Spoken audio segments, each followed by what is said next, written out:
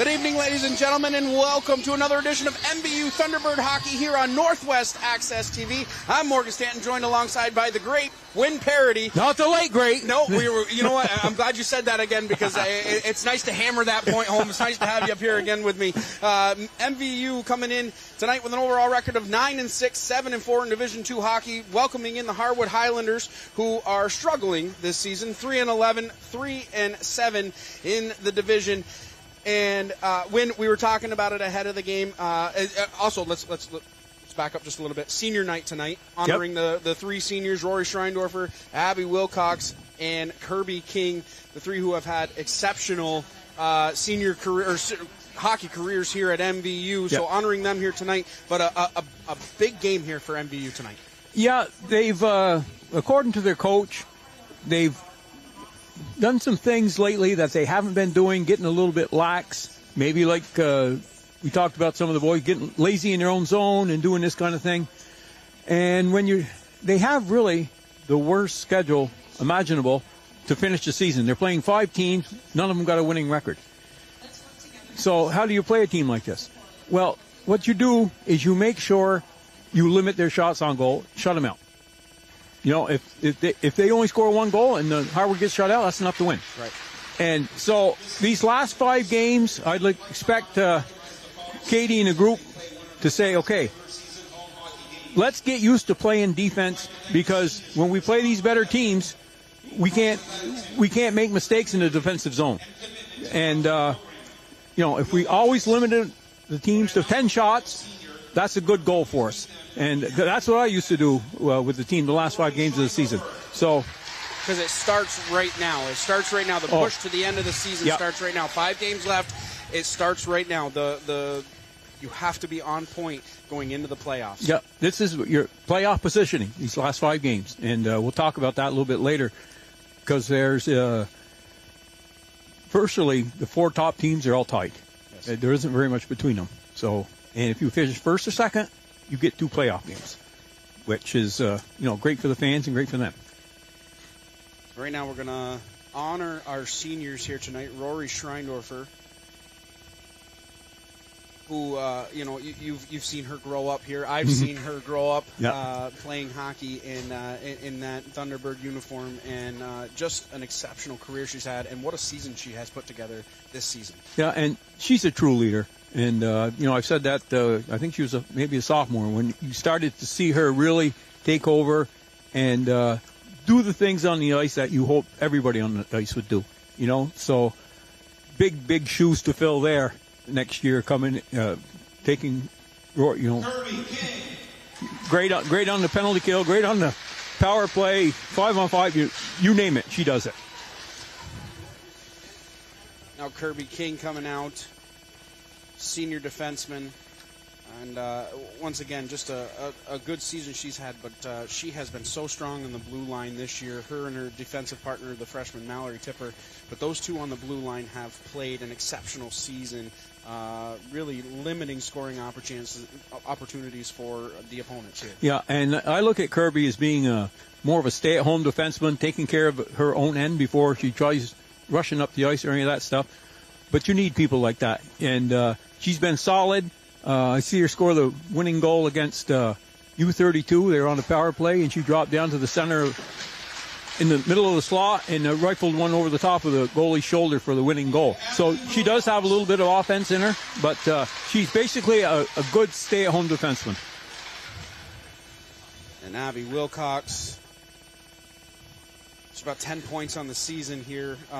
Started the season out strong, scoring in the first 3 games, and then she's just done her job here this season and maintained a very maintain that offense for this Thunderbird team. I think what I think of Abby is her forecheck. When the puck comes down in this case the Harwood zone, she's going to be dogging after that puck, and she causes a lot of turnovers, and she's not afraid to go to the net. And she's just sometimes she don't get the praise, with Liliana and Rory, as good a season as they're having. She's having a good season too. And she's been on that line. They changed, maybe halfway through and put her on that line. And she's done a real solid job for the hockey team. We're just about set for starting lineups. National anthem, drop of the puck, coming up here on Northwest Access TV. A little chilly still in here. Glad to have both pairs of mittens once again on me here to keep me warm. But, we are just, we're excited for this one. And as we mentioned, it is the final push here for this team. Losing in the state championship last year, they want to get to that point. Certainly. It starts right now. So we're going to kick it down to ice level right now. Starting lineups, national anthem, and drop of the puck coming right up on Northwest Access TV. So don't go anywhere.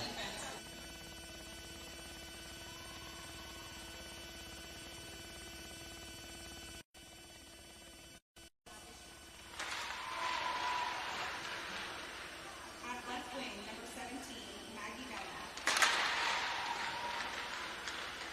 And at right wing, number 11, Rain Diller. Your Highlanders are coached by head coach Eric Boyden, assistant coach Tim Jones, and Brett Brown. And now for the Mississippi Valley Thunderbirds. Starting in goal, number 31, Jaden Tate. On defense, number 9, Kirby Tate. Also on defense, number 7, Madison Spears. Starting at center, number 4, Rory Schreiber. At left wing, number 14, Abby Wilcox. At right wing, number 16, Liliana Fournier. And tonight's honorary receivers, number 43, Abby Hatton. And number 54, Maggie Donald. The officials for tonight are Mark Piso and Bradley King. Ladies and gentlemen, at this time, we ask that you please rise and remove your caps as we honor America with the singing of our national anthem by Sarah Masterson.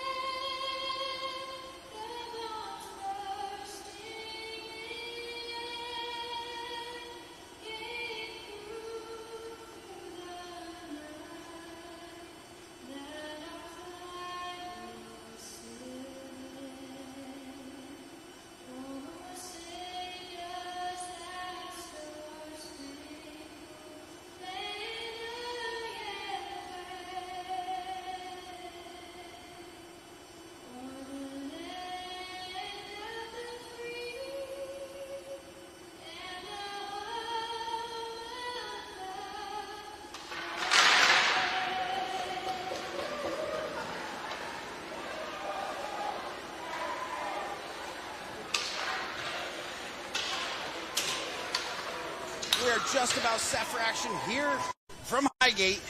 Harwood and MVU will go over the starting lineups. First for the visiting Harwood Union Highlanders. Starting on defense will be Zoe Duffy. Her defensive partner will be Alexia Kantayopes.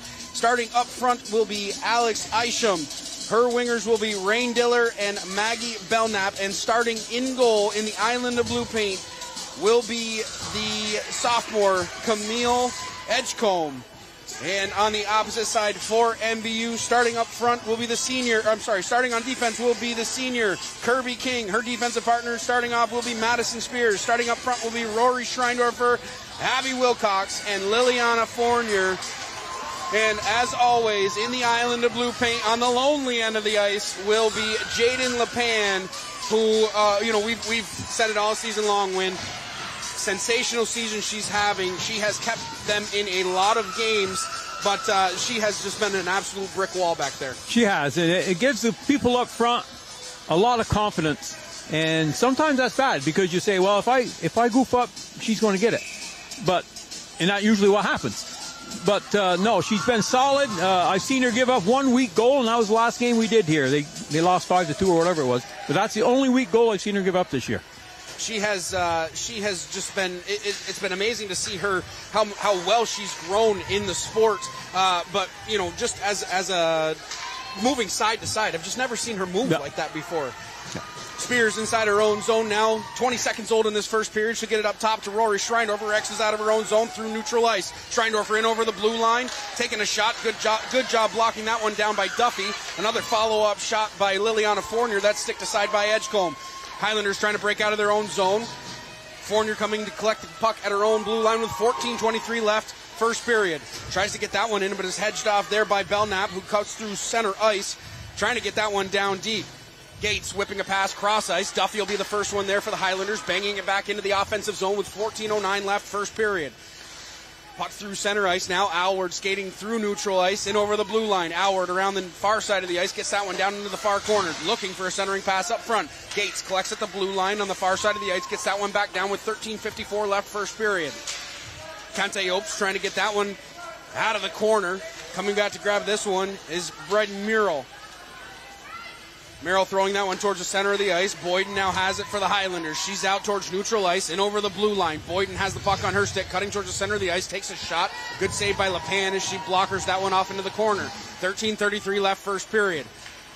Puck towards the center of the ice. Cadieux, fresh off the bench, has the puck skating through neutral ice into the offensive zone. Tries to get that one down deep, but it's taken away here by the Highlanders. Wilcox in on the forecheck, just as you mentioned earlier, Win. Skating up through now is Merrill. She'll dump that one down, head off to the bench for a line change. Here comes Rory Schreindorfer, blazing speed out of her own end with 13:05 left, first period. Schreindorfer around the outside of the defense. Schreindorfer puts that one 5-hole. Good save by Edgecombe as she gets the pad down. Fournier harassing Belknap, gets that one back down deep with 12:51 left, first period. MVU trying to maintain a little bit of offensive pressure. Schreindorfer with the puck down in the near corner. Rubs off a bump there, getting it out in front. McRae had an opportunity in the high slot. Liliana Fournier coming back on the near side of the ice now, getting that one back down deep. Chasing in after this one is Pratt. 12:32 left, first period. Pratt turning the puck over there as a shot from Fournier goes off the post and off into the corner. Pratt losing the puck there once again to Liliana Fournier, who has a good forecheck on this shift. Fournier once again coming back on the near side of the ice, backhanding a pass towards the center of the ice. It's thrown ahead by Wheeler. 12:14 left, first period. Pinching down from the blue line with Spears. She keeps it alive, but here comes Maggie Belknap.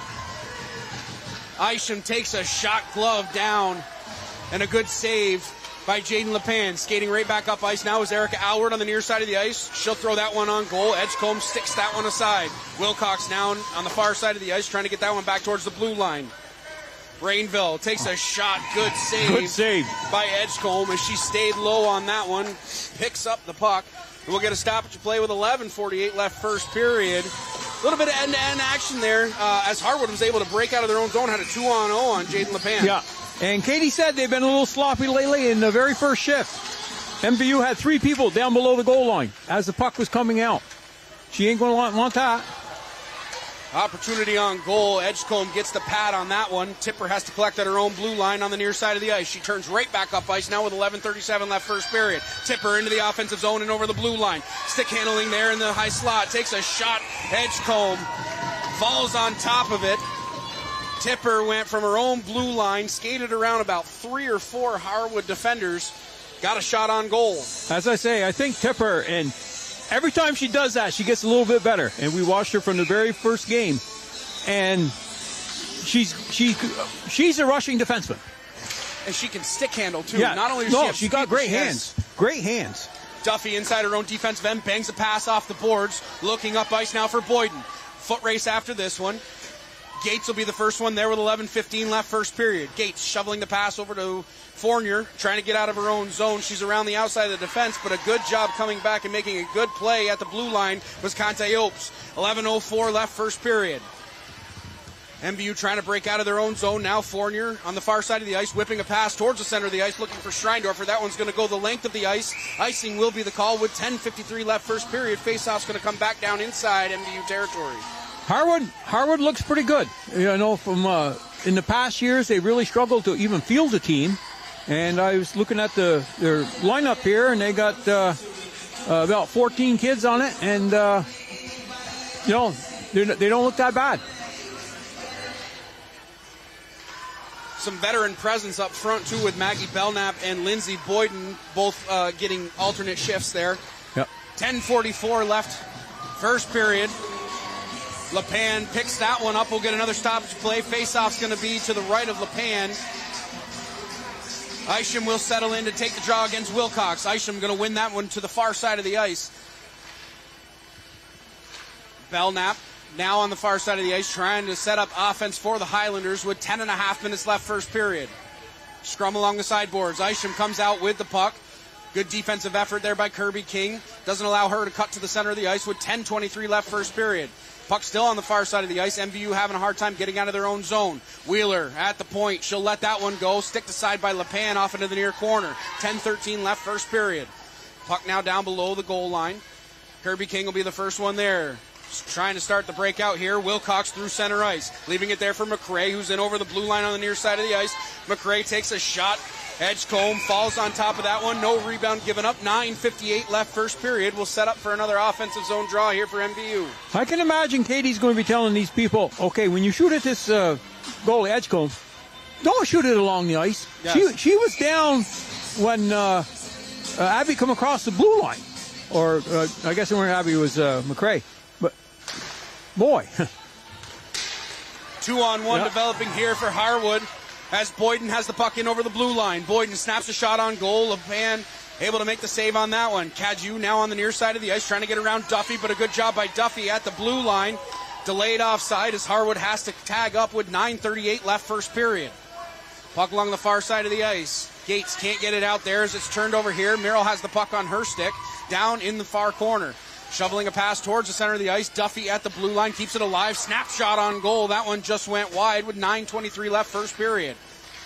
Breakout here as Fournier pushes that one ahead. Icing waved off as Fournier's able to get there first. Centering pass as Schreindorfer was in the blue paint. That's a great setup. Brower now in over the blue line. She's tripped up. Arms are going to stay down. Puck on the near side of the ice. Schreindorfer coming back to collect that in the near corner. 9 minutes left first period. Schreindorfer has the puck on her stick. Looking to start the offense in the defensive end. 8:55 left first period. Fournier now on the far side of the ice. Breaking out of the zone now for MVU. She's in over the blue line. Good defense by Conte Opes as she cuts that one off. Isham was almost in alone, but a good defensive effort by Mallory Tipper coming across, not allowing that opportunity to come to fruition. 8.5 minutes left first period. Wilcox in over the blue line. Wilcox driving towards the net. Centering pass. Oh, that one went off the post as Howard was right on the doorstep. MVU's best chance of the game so far with 8:20 left first period. Belknap digging out that one. Conte Opes will be the first one there, down below her own red line. 8:10 left first period. She whips a pass towards the far side of the ice. Diller's going to be the first one there. Turnover there as Wilcox has the puck on her stick. Duffy with a good defensive effort at the face-off dot. Doesn't allow that opportunity to come out. Alward, first one there, looking out in front. Alward with a centering pass, looking for McRae. Belknap gets that one over to Diller. Diller hemmed up at her own blue line. It's punched right back in by MVU. 7:45 left first period. Puck out to neutral ice. Schreindorfer has the puck on her stick. Makes a nice move at the blue line. Another move around Duffy. Schreindorfer takes a shot. That one whistled just wide. Puck at the far point, held in by Gates. She'll snap a shot on goal. That one went wide. 7.5 minutes left. Puck still loose in the blue paint. Edgecombe gets down on that one. Puck is finally frozen by Edgecombe.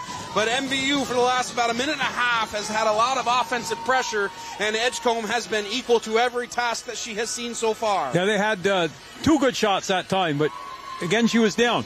I think it's just a matter of time before you start seeing these shots up underneath the crossbar. Once again, you've talked about it before. Sometimes you can be in too tight. Yeah, good example there. But she was going to the net. All you got to do is touch it and it goes in. But when she's down, there isn't a lot of holes there. Schreindorfer out to center ice and over the blue line. Schreindorfer has the puck on her stick, takes a shot. That one just went wide. She didn't go down that time. 7 minutes left, first period. Boyden through center ice. She's in over the blue line. Lindsay Boyden has the puck on her stick, takes a shot. That one blockered aside and off into the far corner. 6:51 left, first period. Puck out towards the center of the ice. There's a trip. MVU's going to go on the power play here. As Schreindorfer took a trip along the side of her own goal. I think it's going to be Lindsay Boyden's going to go to the box. 2 minutes for tripping, so we're going to see MVU on the power play for the first time with 6:46 left, first period. I can see some of this, what Katie was talking about, how they're getting lax. Twice so far, I've seen the defenseman pinch with no help, and it's caused odd man rushes. Boy, you can't do that, especially against this team. If you do it against this team, what are you going to do against Middlebury or Hartford or Burton? So, clean them up, girls.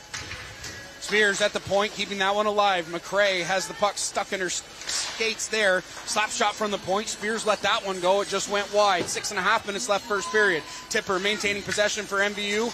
McRae with a backhanded shot. Edgecombe holds on to that one. As McRae was in the high slot, let a backhand shot go with 6:26 left, first period. Well, she could have got some elevation on that.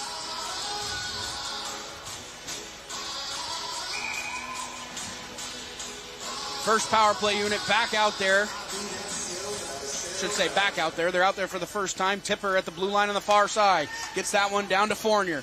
Centering pass for Schreindorfer. Takes a shot, glove save, and held on by Edgecombe. Nice little setup there. It was. I don't know what the Harwood defense was doing, standing back in front of their goalie instead of going up to not the high slot, but the medium slot to cover her. Schreindorfer settles in to take the draw against Isham. Schreindorfer winning that one back to Fournier. That one goes underneath her stick and out to center ice. 6:10 left, first period. Minute and 24 seconds left on the man advantage. Fournier trying to get that one towards the net. Good defensive effort by Kanta Yobes. Cut that effort out. Held in at the blue line by Spears. She lets a shot go, looking for a tip out in front with 5:55 left, first period. Kantayobes banging that one off the boards. It's out to neutral ice, relieving the pressure for the Highlanders momentarily. 5:48 left, first period. Fournier at her own blue line on the far side of the ice, centering pass, looking for Schreindorfer, cutting through the center of the ice. Back over to Fournier. Centering pass. What a nice tip! What a beautiful tip! Rory Schreindorfer with a tip in front of Edgecombe, puts MVU up 1-0 on the power play. And the key there, when Rory tipped it, she angled her stick. By angling her stick, it got the height to go up over her Edgecombe's shoulder. If your stick's flat on the ice, puck goes into her pads. But I have MVU so far with 14 shots on goal. Well, actually 15 now. So there's certainly ramped the offense up. That has been the most puck movement that I've seen on the power play this season so far from this MVU Thunderbird team. Yeah, and you gotta go with who you're playing against too. Not to take anything away from Harwood. These guys are skating hard, they're working hard, but if they can get that kind of puck movement against a Middlebury team. Body's banging behind the boards. Puck still down below the red line. I think MVU's going to go to the box here. No, I don't think so. I thought he's going to call both of them. Yeah, it is an MVU player. MVU had the puck over the corner and they carried it down and they still didn't blow the whistle. It could be matching minors, but No, it wouldn't be. The matching minors, they'd blow it right off. But again, it's one of those things where you always get the player that retaliates. Yeah. And it's never going to be the first one. It's always the second one. And that's exactly what happened. Kirby King got baited into that as she was battling down low with Lindsay Boyden, and Yep. that's what happened. So Yep. just like that, 5 minutes left, first period. Harwood's going to go on the power play now. MVU trying to get out of their own zone. It's whipped the length of the ice by Gates. That's how you clear a puck. It bothers me so much. People will take that shot and throw it along the ice. Harwood with a pass towards their own blue line, thrown right back down the ice. by Gates. Pratt will be the first one there, collecting inside her own defensive end. Wilcox getting in on the forecheck. Boyden now with a pass up ice. Merrill had it on her stick. She's in over the blue line, but immediately cut out by Gates and thrown right back down on goal. Did you see what Harwood did there? The kid that knocked it in was going to go get it. She skated right in front of her. That allowed Gates to take it and clear it easily. Those are kind of plays that win your games. It's nice to see those efforts here coming down the stretch. You know, as we do need those efforts here from these girls. Yep. Brower inside the offensive zone looking for a pass out in front. Merrill trying to get that one back out in front. Puck's on the near side of the ice. Snapshot on goal. Pratt let that one go, but it's blocked immediately by Wilcox and thrown the length of the ice. 3:42 left first period. Pratt will be the first one there. 38 seconds left in the Kirby King Minor. Breakout pass here. Isham through center ice. Isham in over the blue line now. Around the outside, takes a shot. Tipper blocked that one down in front. Spears can't clear the zone as it's held in by Maggie Belknap. 3:21 left first period. Puck covered up by Jaden LePan. 3:18 left first period. 17 seconds left in the power play for Harwood, which has seen, I think, one or two shots on goal so far, and not very good ones at that. No, I counted that one as a shot on goal. That one is too. But if all your shots on goal are like that, you ain't going to score very many goals. But and again, you know, any shot on that is better than no shot on that. The defense too is doing a good job clearing the front of the net, letting Jaden see every puck that's coming from the point. Yep. 5 seconds left on the power play. Kante Opes at the blue line, getting that one back down to Isham. King is out of the box. We're back to even strength with 3 minutes left first period. Shot on goal, tipped down in front. Wow. What a save. What a save that was. That went 5-hole, and she must have caught it with the back of her skate when she closed. Kante Opes let that one go from the point, and I believe it was Isham who got a piece of that one in front. A nice little play by Harwood. Oh, it was. It was. If you create chances to score like that, you're going to score some goals. Not every one goes in, but a lot of them do. Schreindorfer through center ice. 2-on-2 developing here. Fournier on the far side of the ice took a shot. That one was labeled for the upper corner. You see where that one was headed? Right where Grandma keeps the peanut butter, right? Well, as I say, I'm sure Katie's talking to him and said, this kid is down a lot. Make sure your shot's up underneath the crossbar. And that's where that one was. Cadieux now in the far corner, trying to get that one out front. Isham now inside her own defensive end, trying to break out for Harwood. Good job by Diller at the blue line. Didn't allow that pass to get off. Here comes Fournier into the offensive zone. Fournier around the outside of Duffy, taking a backhanded shot, looking to go 5-hole. Edgecombe makes the save. 2:11 left first period. MVU is buzzing in the offensive zone. That was a great transition. We don't talk about that too much. But Harwood was coming out, lost possession, and right off, Schreindorfer and Fournier were headed the other way. And she didn't get in the score, but if you do it enough, you're going to. Pratt around the outside of her own cage, now on the far side of the ice, looking to get the puck towards the blue line. King let that shot go on goal. Pratt was able to make a good defensive effort. Centering pass from McRae, looking out in front for Alward. Breaking out of her own zone now is Lindsay Boyden, the senior, cutting through center ice. She's in over the blue line. Boyden has the puck, working there on Tipper. Puck back to the point now. Wheeler lets that one go. Stayed on the ice the entire time. Good save by LePan as she sticked that one off to the backboards. 1:37 left first period. McRae trying to break out of her own zone now. Puck at the blue line. Held in nicely by Merrill. Merrill has the puck on her stick. Wheels around inside the offensive zone. Centering pass taken here by Alward as she'll throw that one down the length of the ice. Oh. Played by Edgecombe. Had she let that one go, icing would have been called. 1:15 left first period. Boyden out wide to Brower. Brower through neutral ice and over the blue line, working on Schreindorfer. Trying to get that one towards the center of the ice. Good job by Gates. Held in nicely by Wheeler. She let a shot go. That went to the opposite corner with a minute left now first period.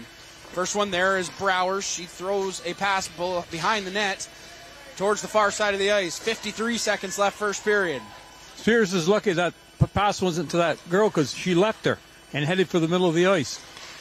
Those are the things you got to clean up. Centering pass. Schreindorfer throws that one towards the near side of the ice.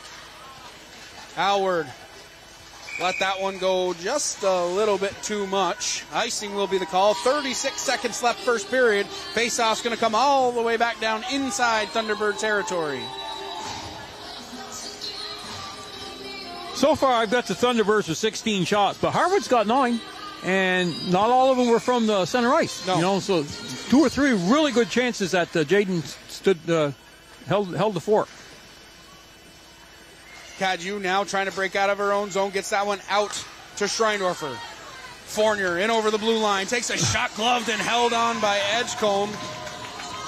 That seems to be the recipe for this line right now of Cadieux, Schreindorfer, and Fournier. Fournier has been streaking down the opposite side of the ice and has gotten a lot of good shots on goal from the top of the face-off. Right out front, Cadieux let that one go. That was a nice try. Good save by Edgecombe. She got the pad on that one. 13 seconds left first period. One final rush for the Thunderbirds. Cadieux chasing in after this one. Duffy will be the first one there. 4 seconds first period. Duffy around the outside of her own net, and that will do it for the end of the first period, which has seen 1 goal, and MVU owns that goal from the senior Rory Schreindorfer. Tell me what you think about the period from MVU. I can see what Katie was talking about when she said we've been making some mistakes, and I saw a couple defensemen get pinched and give up odd man rushes. I think Harwood had maybe 3 odd man rushes, and I saw a defenseman leave and head for the middle of the ice when there was a girl behind her. The puck didn't get to her, but maybe next time it does.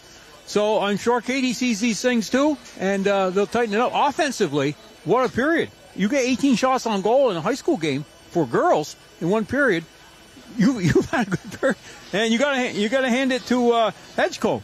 I mean, 18 shots and only gave up 1 goal, and a lot of them were in close. So far so good for MVU, but I think what happens usually with a team like this, you play the first period, you have a lot of shots and goal, you end up being tied or up a goal. But sooner or later, the talent shows up. And MVU is a much more talented team than Harwood.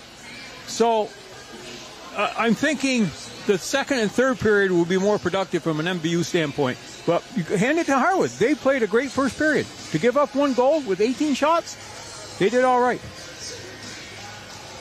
So before we take a break, we want to take a moment to thank our community sponsors that make all of our live sports coverage possible. Splish Splash Clean and Clear, Northwestern Rehab Services, Notch Vermont, My Healthy Vermont, JC Image, Union Bank, Stone's Auto Repair, St. Albans, East Fairfield, and the Collins Burley Sports and Fitness Center. And once again, if your business would like to help sponsor all of our live coverage, reach out to Paul Snyder at northwestaccess.tv or call 802-782-8676. We'd also like to take an opportunity to thank Northwest Counseling and Support Services and the Afterglow Foundation. These 2 organizations have been working together to prevent suicide deaths in our community. If you are concerned about yourself or a loved one, there are people in our community that can help.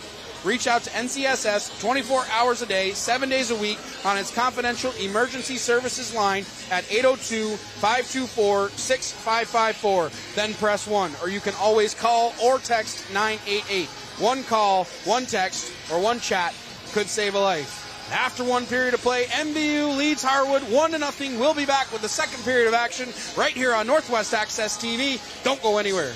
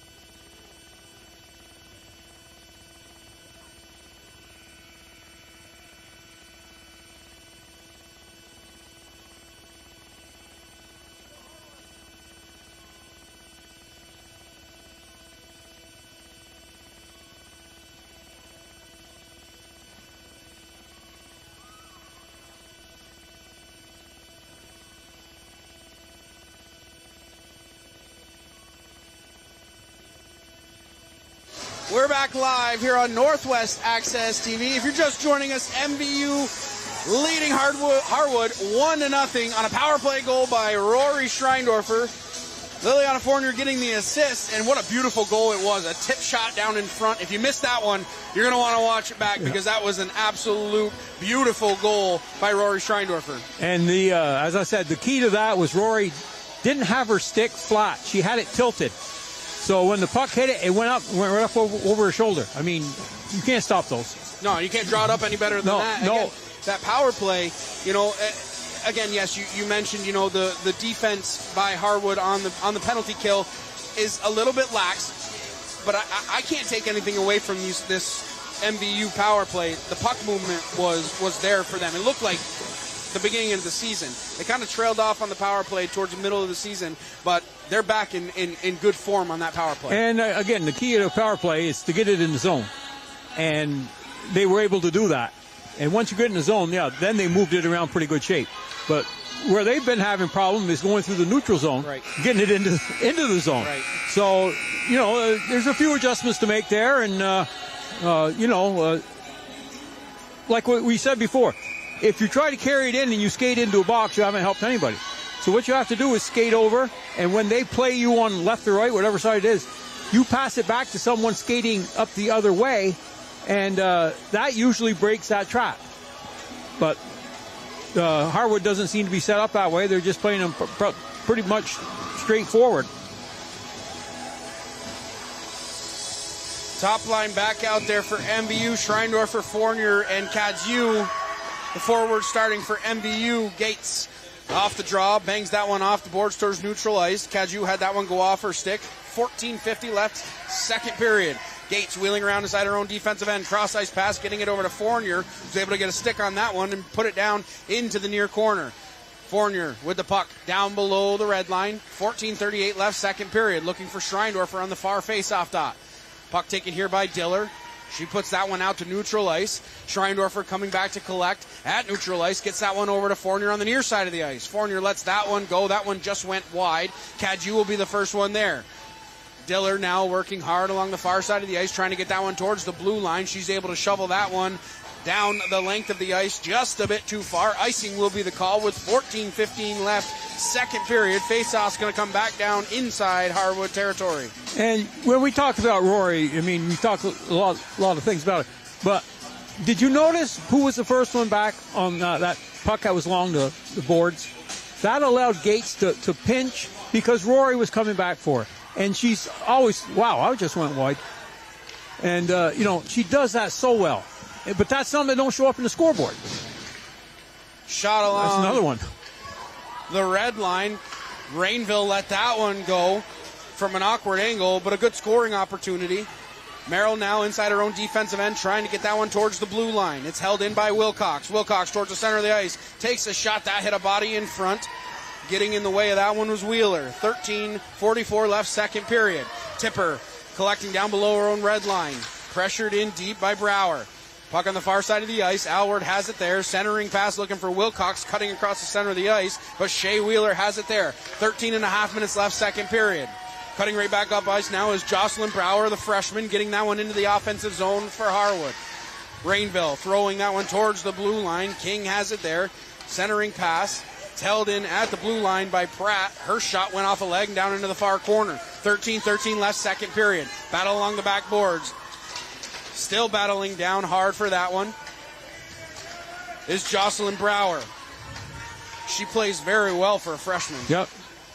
13 minutes left, second period. Puck on the near side of the ice. Alward going to throw it to the opposite side of the ice, looking for Rainville. Rainville picking it up there. Centering pass looking for Wilcox, cutting at her own blue line. Wheeler's going to have to be the first one there, collecting inside her own blue line. Wheeler now down in her own defensive end, getting that one towards Brower at her own blue line, shoveling a backhanded pass. It's cut off there by Rainville. Rainville in over the blue line, 12:36 left, second period. Rainville losing it there. Harwood able to clear the zone. Tipper has to collect at her own blue line, pressured in deep by Jocelyn Brower. 12:27 left, second period. Puck still held in by Harwood.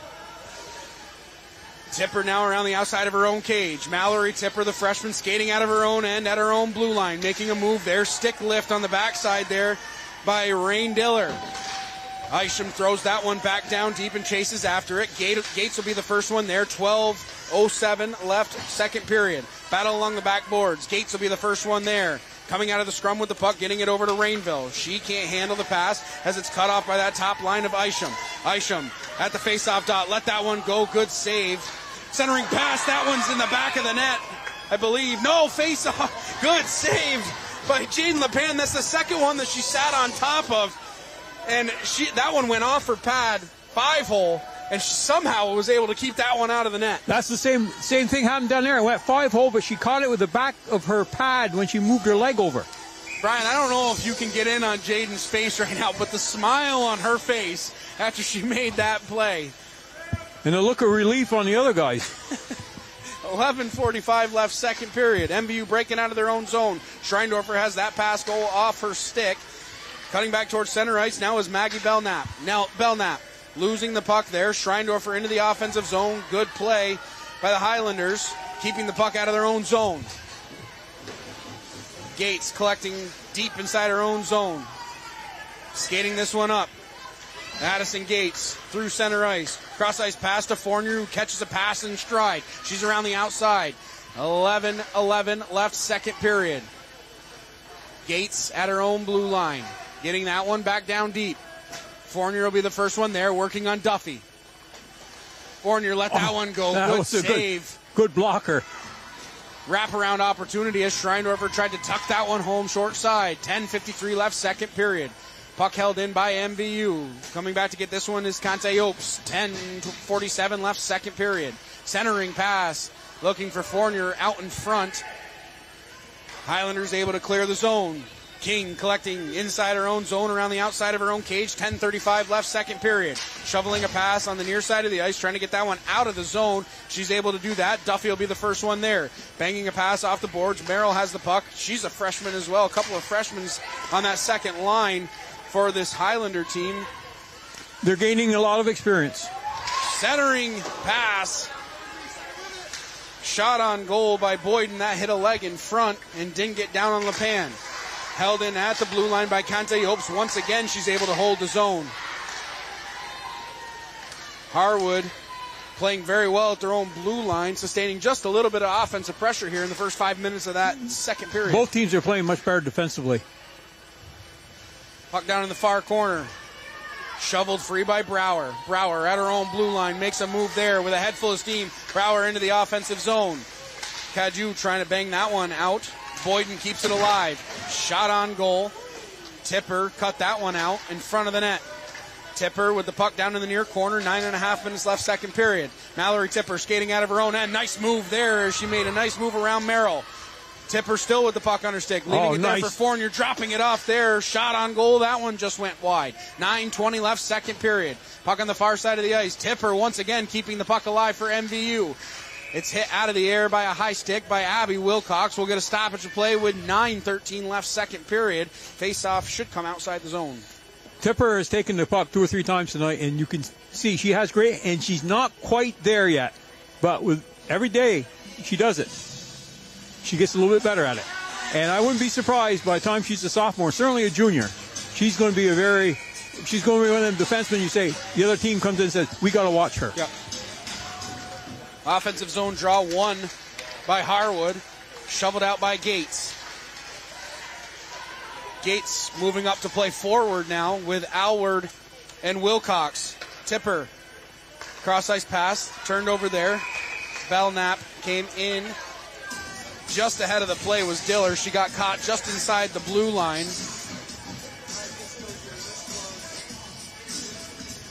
Little different look here. Katie Campbell mixing and matching lines as there's 3 defenders on the ice. Gates, King, and Spears are all out there for MVU. Spears banging a pass off the boards at neutral ice. Caught in the skates of Wheeler. She's able to clear the zone. Cut right back in by MVU. Delayed offside as Isham throws that one into the offensive zone for Harwood. 8:37 left, second period. Puck down in the near corner. King will be the first one there. Her pass was cut out nicely. Diller has the puck there. Throwing it on goal. Wow. Keeping herself tight against the post was Jaden LePan. She'll hold on to that one. No rebound given up. 8:26 left, second period. It's a good thing because that was a screenshot. It went right through Spears' legs, but must be Jaden saw it all the way. Well, it rolled right up her stick because that shot was let go from behind the red line. Yeah, but that's what positioning's all about. If your goalie is playing good position, sometimes you make a lot of saves where you don't even see them. Schreindorfer into the offensive zone. Her shot hit a stick. Right off. Another opportunity. Backhand shot by Fournier. Edgecombe makes 2 back-to-back saves to keep this game at a 1-0 deficit for Harwood. And Liliana tried to get it up over her shoulder, but it was on her backhand, and it just rolled a little bit on her. 2 beautiful chances for Liliana Fournier. That second backhand opportunity, she was going for the roof on that one. Harwood winning the draw. Boyden trying to get that one towards the blue line. Boyden has it on her stick. Backhands a pass. Foot race after this one. Brower will not beat the red line as the puck just crosses ahead. Icing will be the call. But a lot of speed shown from the freshman, Jocelyn Brower. Yeah, they got a couple of freshmen that have looked good, and that bodes well for their program. You know, you have these young girls that are coming up. Hopefully they play 4 years for them. You know, you want to see these programs thrive. Puck on the near side of the ice. Merrill has it there. Throwing a pass towards the blue line, but Tipper able to keep it in for MVU. Puck at the blue line. Slap shot from the point. Spears let that one go. That's what I'd like to see her do more of. Spears has it on the near side of the ice. Trying to get that one towards the net. Blocked down. Beautiful second effort. Schreindorfer in the center of the ice takes a shot. Gloved and held on by Edgecombe. Rebound by Fournier. Second chance opportunity. Another opportunity right out in front. Puck still loose down.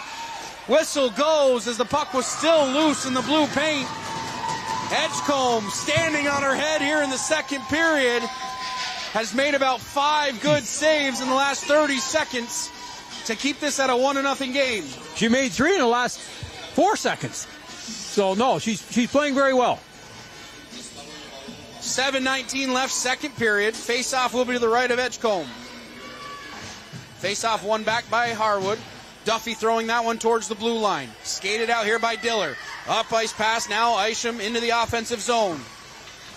Howard inside her own defensive end. Throwing a pass towards the near side of the ice. Gates will collect there. Isham in on the forecheck. Taking it away from her. Isham now with the puck down in the near corner. Working down low on Spears. Okay. Shot from the point, seen all the way by LePan. She'll glove, hold on, no rebound given up. 6:53 left, second period. I like what I saw there. Allward come back. There was a girl that everybody forgot about. She was standing, just inside the dot. Allward come down. She's a wing. That's not her person, but it doesn't matter. It doesn't matter if it's your person. You cover the person that's most dangerous. MVU 3-on-2 developing here. Wilcox in over the blue line. Wilcox trying to cut back towards the center of the ice. Centering pass. Allward had it on her stick. Just too hot to handle. King able to keep it in momentarily for MVU. 6.5 minutes left, second period. Gates now right back up ice. Puts that one on goal. Edgecombe sticks it off to the backboards. Duffy getting involved on the defensive end. 6:20 left, second period. Coming back to get this one now is Maggie Belknap, the senior, trying to get out of her own zone. Finally able to get it out to neutral ice. It's taken here by Rain Diller. Diller in over the blue line, gets that one down into the near corner with 6:10 left, second period. MVU skating out of their own zone. Good pass there. Good outlet pass. Allward over the blue line. Allward let that one go. That one went just wide. Gates, the first one there. Getting it back over to the far side of the ice. Coming back to collect this one is Brower with 5:53 left, second period. Puck at the blue line. King keeping it alive there. Getting that one back down deep. Duffy will be the first one there for the Highlanders. Backhanding a pass towards the opposite side of the ice, but it's hemmed down deep below the net. Puck on the near corner. Schreindorfer gaining possession for MVU, getting it back up top to Tipper. Schreindorfer at the face-off dot. Let that one go. Loose puck still down in front. Shot. There we go. There we go. I think it's Fournier. MVU going up 2-0. Liliana Fournier with a second chance opportunity. Finally putting one past Edgecombe. Yeah, Edgecombe made I think it's the third shot that went in. But Liliana was right there in front, and it kept bouncing around, and she stayed with it. And she scored a lot of goals like that. It's that gritty, hard-nosed hockey play that Liliana Fournier is known for. That's her game. Yeah, it is. And those are the tough areas. It's pretty easy to sit around on the perimeter and wait for something to happen. Schreindorfer right back up ice now. Schreindorfer, backhanded opportunity, just went wide. There was nothing but net in front of her. Spears with a long shot that hit a body in front. Diller trying to get out of her own zone. 5 minutes left, second period. MVU leading 2-0. Gates right back up ice, into the center of the ice, takes a shot. That one whistled wide. Isham coming back to collect inside Harwood zone with 4:50 left, second period. Trying to get out of her own end. Cadieux holding it in at the blue line. Harwood struggling to break out of their own zone. Held in by Schreindorfer on the far side of the ice. Centering pass, that went off a leg. Looking for Fournier, cutting towards the center of the ice. Schreindorfer down in the near corner. Now on the near side of the ice, right in front of the bench, trying to set up the offense for MVU. 4.5 minutes left, second period. Puck out to neutral ice. Tipper collecting at her own blue line. Backhanding a pass out to neutral ice, looking for Schreindorfer. 4:17 left, second period. Wheeler towards the blue line. Isham had that one go off her stick. King inside her own defensive end. Cadieux now at her own blue line. Cadieux with a head full of steam in over the blue line. Centering pass for what Fournier. a pass. Shot just went wide. Heads up play all the way as Grace Cadieux hit Liliana Fournier in stride. And that shot was labeled for the top corner. Liliana's got the message on where to shoot on this kid. Scrum along the sideboards at neutral ice, right at the red line. 3:40 left, second period. Puck finally coming free as King pushed that one forward. Brower had that one go off her stick. 3.5 minutes left, second period. Puck at neutral ice. Merrill through center ice now. Boyden in over the blue line on the near side. Watch taking this kid. stick checks. Boyden has the puck on her stick. Centering pass, that went wide. Tipper coming out to get that one. Tipper skating around Pratt. Tipper has the puck on the far side of the ice, taking a shot on goal. That one was blockered down by Edgecombe. Gates at the point, let that one go through traffic. Edgecombe got a piece of that one. It goes off into the near corner. 3 minutes left, second period. MVU leading 2-0. Looking for more. Spears at the blue line, let that one go. Edgecombe sticks that one off to the backboards. 2:50 left, second period. Harwood having a hard time getting out of their own zone. Brower has it on her stick. She's out to center ice, working on Gates. Good job by Gates, keeping her to the outside. Boyden centering pass. Stick back by Jaden LePan. 2.5 minutes left, second period. Wilcox can't get out of her own zone. Kante Yopes keeping that one alive momentarily for Harwood, but here comes Abby Wilcox streaking through center ice. She's around the outside of Duffy. Getting there first was Boyden. 2:17 left, second period. MVU with another shot on goal. Stick to side by Edgecombe. 2:08 left, second period. Centering pass. Duffy got her stick on that one and is able to get it all the way down the ice. Icing will be the call. 2 minutes and 1 second left, second period. Face-off will go back down inside Harwood territory. A couple of plays I like to see that just happen. One, the puck was going out. Everybody thought it was going out. It got held in at the blue line. It came back in. Spears still had the girl in the slot covered and cleared it. And another one, Kirby King over there on the other side. She was going to pinch. She decided not to. If she stepped in, they could have went by her. But you got to make, and she didn't have any help coming back. So when you don't have any help coming back, you got to be 98% sure you're going to get it. King keeping it alive for MVU. Opportunity from Liliana Fournier. Saved by Edgecombe. Held on, no rebound given up. 1:39 left, second period. I didn't think they'd have as many shots this period, but right now they got 16. They're working hard. But the other part is Harwood's only got 4. Yeah. That, to me, that's the most important. Harwood has been held to, so far, 4 shots. Yes, they've been a couple good ones, but... Tipper at the blue line. Gets that one back down. Cadieux now on the far side of the ice. Backhanded opportunity towards the center of the ice. It's thrown down by Belknap. That one will go wide of LePan. She lets that one go. Icing will be the call. 1 minute and 23 seconds left. Second period. MVU still leading 2-0. This game so far is a great example of why you should play defense and not offense. Offense, if a person scores 20 goals in a game, 20 goals in a season, over 20 games, that doesn't mean he gets 1 goal each game. He might get 3, might get 2, might not score for 5. And right now, MVU, there's a good shot by Spears. What a great opportunity. A beautiful setup by MVU as it was a skip pass to Spears. 1:12 left, second period. Centering pass cut out nicely by Merrill. Duffy coming down to collect. Schreindorfer down below the red line, looking out in front, taking a shot short side. That hit a body in front and doesn't make it on Edgecombe. Schreindorfer working hard in the offensive zone. Let that one go. That one went in. Rory Schreindorfer from the high slot puts MVU up 3-0. And I don't think Edgecombe saw it all the way. There was people in front of her. Rory took it off a defenseman's stick, and typical Rory held on to the puck and managed to get a. That wasn't the hardest shot she's ever taken, but it was in the right place, right along the ice. It's a tough one to stop. Rory's second of the game puts MVU up 3-0 with 51 seconds left. Second period. Tipper skating through center ice. Howard just ahead of the play. Offside will be the call. 44 seconds left. Second period. Faceoff's going to come outside the zone. No, and I think you're absolutely right. Rory kind of, there was good defense played on that play. It was. And then she just turned around and whipped it on goal. Yeah. And she has such a long reach, and she's a strong girl to begin with. And it's hard to stop her once she gets her arms going. Merrill down below the red line, working on Kirby King. 30 seconds left, second period.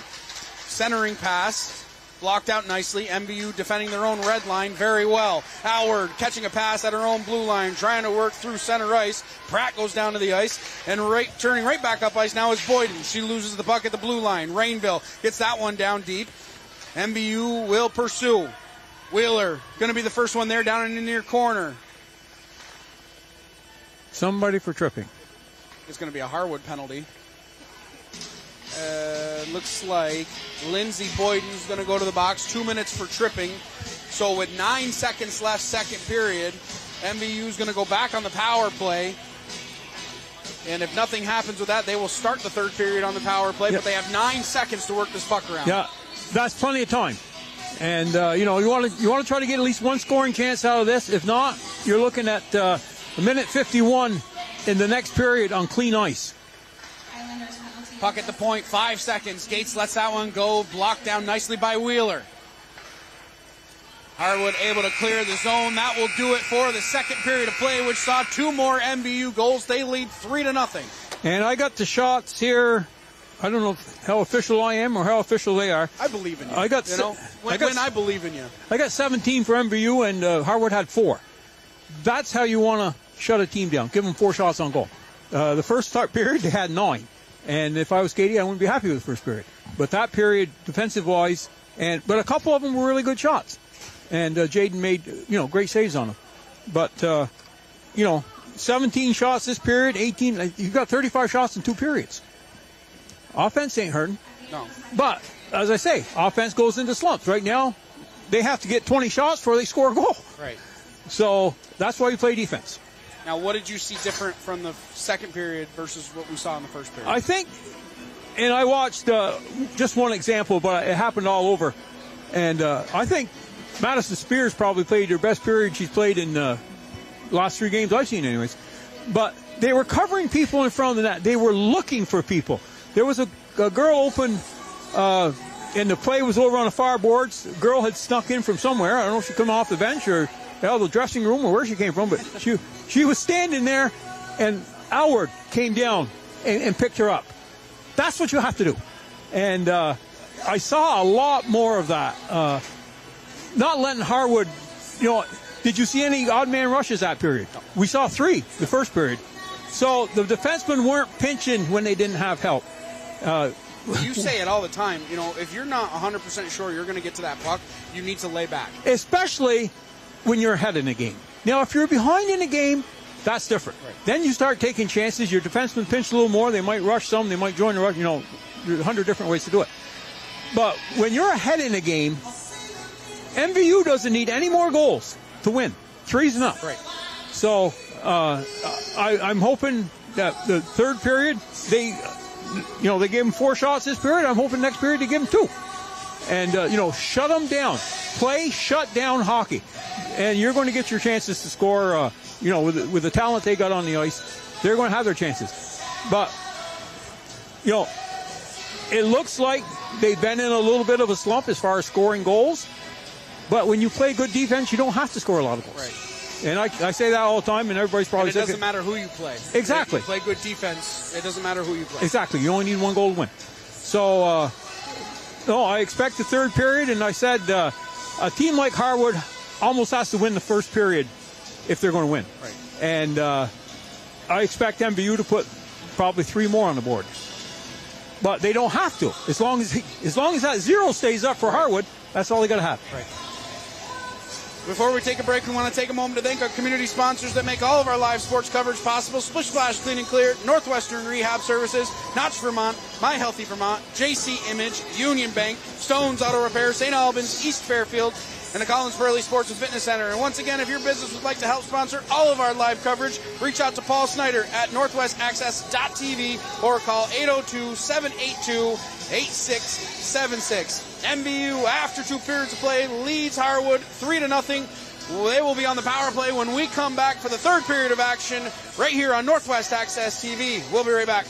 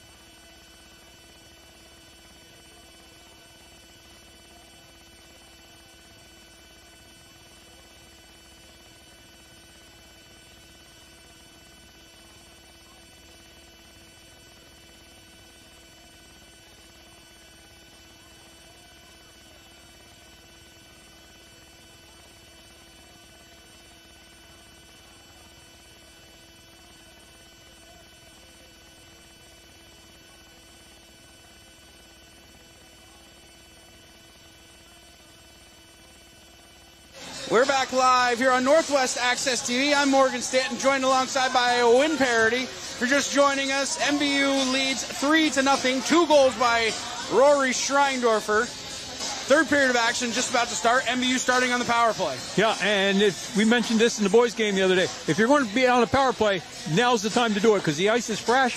Your passes can be crisper. The puck isn't bouncing around on you. You don't get any funny bounces around. So this is the time to do it, and MVU's got almost 2 minutes of power play time left.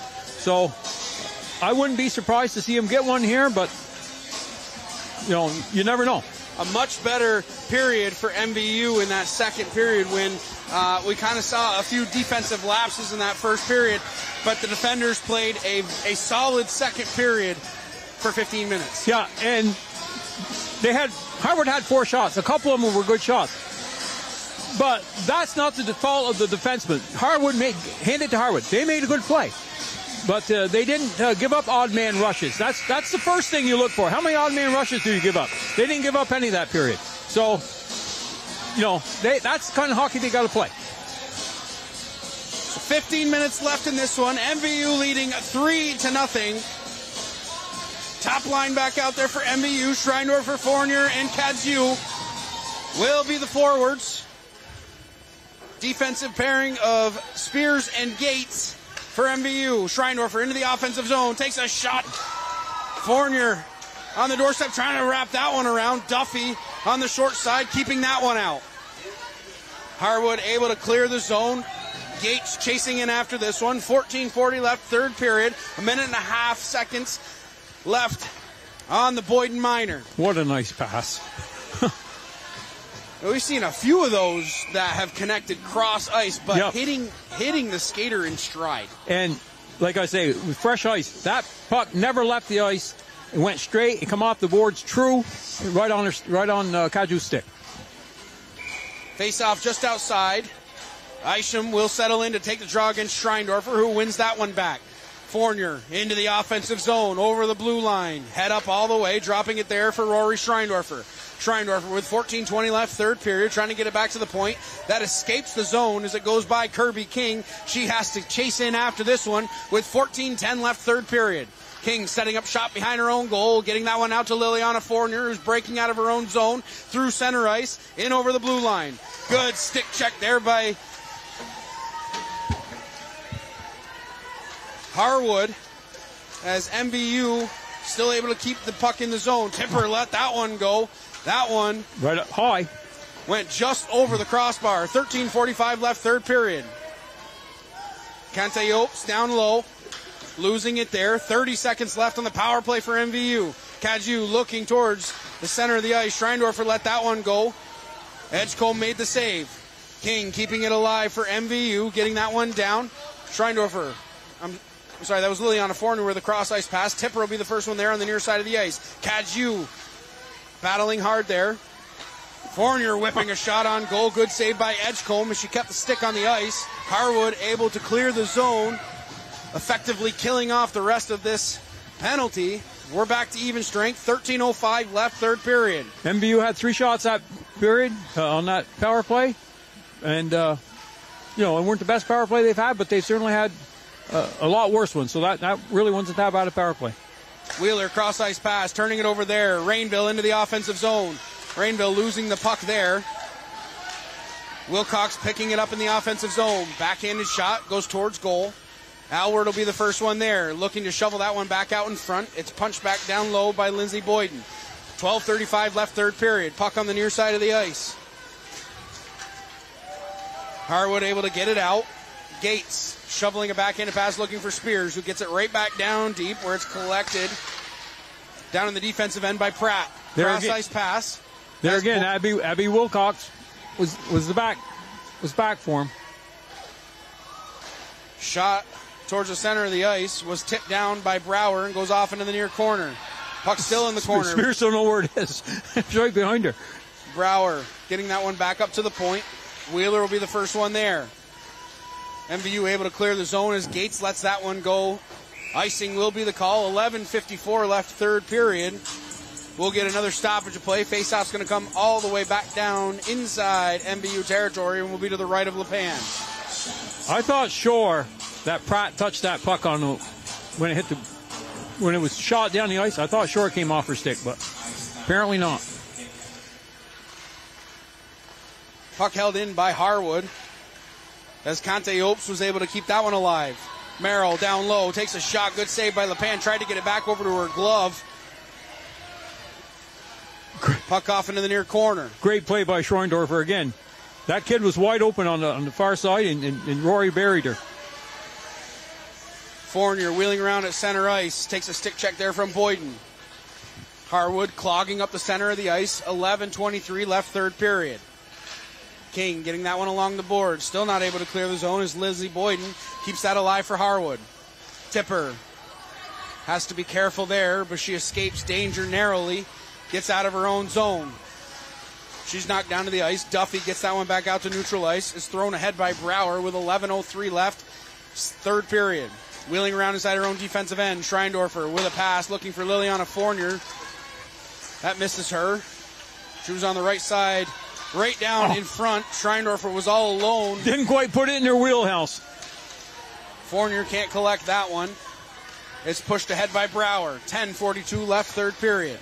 MVU getting it right back down deep. Duffy collects inside her own defensive end, trying to skate out of her own end. Turned over there narrowly as it goes back down on goal. Duffy with a little bit of stick handling, and Liliana Fournier making her pay for that one. If you're going to fool around with a puck and Liliana Fournier is coming on you, you're best not to fool around with a puck because she is exceptionally quick and has great hands. Face off to the left of Edgecombe. Wilcox winning that one there. Gates towards the center of the ice, takes a shot blocker down. Another opportunity, but still loose out in front as it's shoveled off by Alex Isham. 10:23 left, third period. Harwood escaping their own zone. Hemmed in the middle of the ice by Wilcox. See how many MVU players are back on that? That's what you got to do. Puck at neutral ice now. Spears cross ice pass looking for Gates. Gates turning right back up ice with a head full of steam. She's in over the blue line. Gates lets that one go off into the near corner. Diller will be the first one there. Pinching down from the blue line was Kirby King. Wilcox gathering that one on the near side of the ice. Backhanded pass towards the center of the ice. That one went off the outside of the cage. 9:49 left, third period. Puck loose out in front. Whacking away at that one was Gates. Puck still loose. Backhanded towards the blue line by Wheeler, and it's held in by Kirby King. Puck on the near side of the ice. Auer down in the near corner. Looking out in front to Gates. Had that one go just off her stick. And off to the far corner. 9.5 minutes left, third period. Puck on the far side of the ice. Held in by Tipper. Cross ice pass as she feathered one towards Alward. Just escaped her reach. Diller out to center ice. 2-on-1 developing here. Kirby King able to get back and lift the stick, but it's taken here by Alex Isham with 9:12 left, third period. Isham will get that one down deep, head off to the bench for a line change with 9:07 left, third period. Wheeling out of her own end now, turnover there as bearing down on that one was Lindsay Boyden. Boyden right out in front, takes a shot. Good save by LePan as she got the pad on that one. 8:55 left, third period. Gates into the offensive zone, throws that one cross ice down to the near corner. Pratt working down low with Erica Alward. Pratt coming out of the scrum with the puck with 8:44 left, third period. Puck still in the near corner, coming back together. This one is Jocelyn Brower. Brower with a cross ice pass, looking for Merrill. Tipper able to make the play there, skating right back up ice, trying to get that one towards Wilcox on the far side of the ice. Pratt will be the first one there. Oh, there's a pretty good check. 8:25 left, third period. Puck down in the near corner. Jocelyn Brower the first one there. Centering pass turned over there as Schreindorfer was playing a little cornerback in the center of the ice. Duffy shovels that one out into MVU territory with 8:12 left, third period. Tipper will be the first one there. Icing waved off. Schreindorfer inside the near corner, deep inside her own end. Getting that one towards the blue line. Kadju will be the first one there. Cross ice pass looking for Fournier. She's into the offensive zone. Fournier has the puck on her stick. Centering pass as Kadju was breaking hard for the far post. Brower inside her own zone. Pinching down from the blue line with Spears. Kadju stick handling there. Kadju still with the puck. Takes a shot. Good save by Edgecombe as she got the pad on that one. 7:40 left, third period. MVU buzzing around the offensive zone. Good forecheck pressure now as Liliana Fournier has the puck inside Harwood territory. Cutting towards the center of the ice. Backhanded opportunity. Edgecombe able to get saved. Harwood able to relieve the pressure as that one goes into MVU zone. Kirby King will be the first one there with 7:23 left, third period. She surveys the territory in front of her, out to neutral ice, in over the red line. She'll gain the red line, get that one down deep, but it's hedged off the boards by Cantaopes. 7:14 left, third period. Delayed offside. Cantaopes gets it there. Defensive partner over to Duffy, who gets it out to neutral ice. Tipper patrolling neutral ice, gets that one right back down deep for MVU. 7 minutes left, third period. Duffy inside the near corner. Gets that one out of the zone. Spears fresh off the bench, able to collect that inside her own defensive end. Looking up ice. Nice Gates pass. still playing forward. In over the blue line. Gates has the puck on her stick. She's harassed immediately as soon as she crosses the line. Duffy throws a backhanded pass towards the blue line. Harwood still not able to clear the zone as Cantaopes has to come back inside the far corner to collect that one. 6:35 left, third period. Another good play by Elward. She was back. She saw the defenseman drop. She dropped back to the blue line, cut the puck in. Gates getting it back to top. Tipper takes a shot. Isham blocking that one down. Isham around the outside, working on Tipper. Isham, good stick check there by Mallory. Tipper taking the puck away from Alex Isham. 6:12 left, third period. Wheeler keeping it alive for Harwood momentarily, but it's skated out here by Erica Alward. Alward in over the blue line on the far side of the ice, takes a shot. That one whistled just wide. Puck held in by MVU. Gates able to get her stick on that one. Alward tried to get it back to her forehand to snap a shot on goal, but it was blocked down by Wheeler. 5:53 left, third period. Tipper inside her own zone, wheeling around the outside of her own cage, getting a pass up to Abby Wilcox just inside her own zone. Good job by Lindsay Boyd in patrolling the blue line, not allowing MVU to break out of their own zone. She whips a pass to the far corner with 5:35 left, third period. Brower working down low. It's a pass out in front. Boyden tripped up. Arms are going to stay down. 5:23 left, third period. Just a reminder, the boys' game coming up right after this as they play St. Johnsbury. Shot on goal from Boyden. Great shot. That one just went wide. Schreindorfer in a foot race here. Schreindorfer all alone with a hat trick bid. Schreindorfer whiffed on the shot. Boyden Edgecombe stayed right with her. She made one move to her backhand, tried to pull it back forehand, and just lost control of the puck. And she had her head up all the way. And she had the... Did you see her hands go right to her helmet after that one? Yeah. Rory, we're right there with you. My hands went right to the headset. You know, MVU had a blip there on defense. The kid was in alone and... slap shot from the point. Wow, that's a shot. It had to be Spears. Yeah, it was. What a shot. Boyden took that one off the leg. We're going to get a stoppage of play as Boyden is feeling that one. Spears let it go from the point, and, we have seen thundering clappers from the point from Spears. Yeah, and we've seen 2 or 3 tonight, years. and the last 2 or 3 games I haven't seen her shoot too much, but today she's, as I say, I think the last period she played might be the best period she's played in the last 3 or 4 games I've seen her anyways. But, MVU had a blip there. They had someone pinched. They gave up an odd man rush. And then they cleared the zone a little bit too early.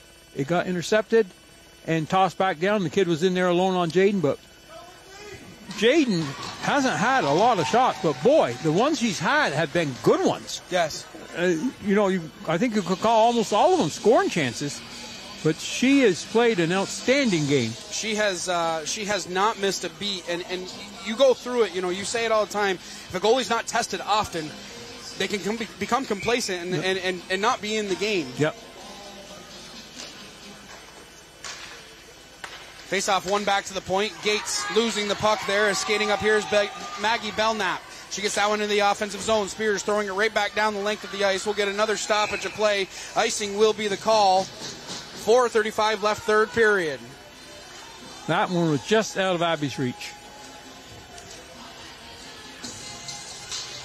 So as I mentioned, the MVU boys coming up right after this one.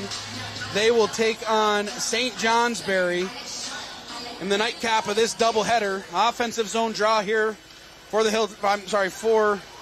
Taken down on that one was Fournier. Schreindorfer cutting up ice. Soon as Harwood touches up, we're going to get a penalty called as Liliana Fournier was absolutely taken out I'm going on to say that play. I'm going to say that's roughing. Yeah. Yeah. Liliana took a shot right up under her chin, and it's probably the biggest kid on Harwood's team. Not much intent to play the puck there. No, I didn't see any. Okay, well, what do you do when a team takes a penalty like that? You score a power play goal. Pick up your teammate, as it was nice to see Liliana Fournier get off the ice. Shot on goal, hit a leg in front, goes off behind the red line. Tipper able to keep that one alive, turning it over there, skating up ice now is Boyden. Boyden in and alone, stick check by Jaden Lepan. Pratt at center ice. That's one of them plays, we talked about it earlier. You make that play if you're down a goal. You don't make that play if you're up 3. That is a dangerous pass at the blue It line. was, as I say, if you're down on the power play. If you're down a goal and you really got to score, okay, you make that pass. But the referees are talking about something. I almost thought there was a penalty coming. Yep. And it looks like, I saw the official point towards Lindsey Boyden. 5 minutes for hitting from behind. I think that's what they said. That's a major penalty. It is. When she put her hand behind her head, that's hitting from behind. And I saw her motion 5 minutes. Yep. And it is going to be a 5-minute major to Lindsey Boyden. 5 minutes for hitting from behind. And the play was over. The whistle had gone, and I didn't see, or the puck had gone out to neutral ice. I didn't see the penalty itself, on the play. But the referees did it right. They talked it over. They said, "What did you see? What did you see?" And this is what I saw. And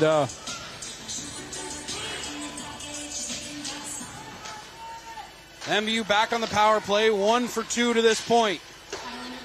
Shot down low. Wilcox has it down below the red line.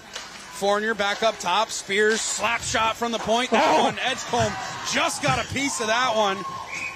Puck stuck on the back of the net, so we'll get a stoppage of play. What a slap shot from Spears. As Edgecombe saw that at the last moment and was able to get the blocker on it. What a shot from the point on the power play. 5-on-3 opportunity here for MVU. Schreindorfer right out in front. Puck still loose. Backhanded opportunity by Fournier. That hit a body in front. Harwood able to clear the zone. Tipper out at center ice. 3:27 left, third period. 1 minute and 1 second left on the Duffy Minor. Harwood trying to clear the zone. Isham able to get it out to center ice.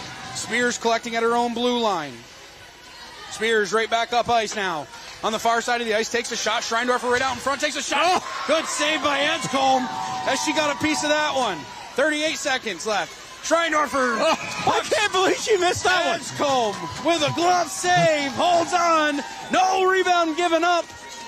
Camille Edgecombe has been playing an amazing game. Has. This game could be way out of hand at this point if it wasn't for her. And Rory had the whole side of the net. And she's going to see this kid in her sleep tonight. Schreindorfer on the far side of the ice, getting that one back up to Tipper. That one goes down low. Puck down below the red line. Fournier going to be the first one there. Takes a hit from Pratt. 23 seconds left on the original penalty to Duffy. Schreindorfer on the far side of the ice, getting it back up top. One-time opportunity. Another chance by Fournier at the face-off dot. That one was bogged down. Slap shot from the front. There we go. Spears from the point on the power play. Puts MVU up 4-0. It was just a matter of time. Not only for Spears. She's had 2 or 3 really good shots. But MVU is, again, they started off a little slow this period, but they're up to 16 shots. They had 17 second period and 18 in first period. You don't very often see girls hockey with over 50 shots on net. And we still got 2 minutes, 33 seconds left. But no, a great shot by Spears. And she's had 2 or 3 of them tonight, and I'm glad to see her get it rewarded. Canteobes throws that one towards neutral ice. MVU leading 4-0 with 2:23 left, third period. Rainville in over the blue line on the near side of the ice. Battling hard there with Brower. Gates let that one go from the blue line. Edgecombe holds on, no rebound given up. 3 minutes and 8 seconds left on the major penalty to Lindsey Boyden.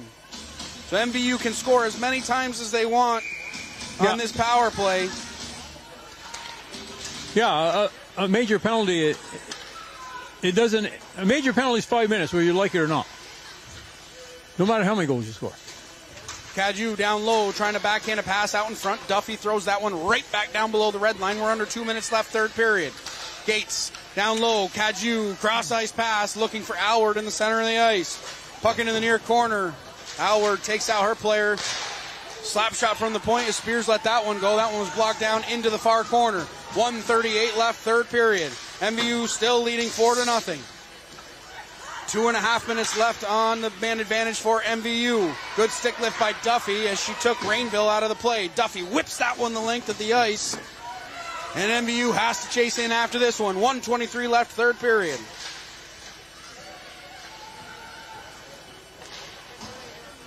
Cross ice pass, that's going to be tipped at center ice. Icing waved off. 70 seconds left, third period. Centering pass, Schreindorfer in the high slot. Gets it back to her forehand, takes a shot. Good save by Edgecombe. Once again, we have said that all night long. Schreindorfer around the outside of the cage. Under 60 ticks of the clock left, third period. Gates takes a shot down low that hit a body in front. Kante got in the way of that one.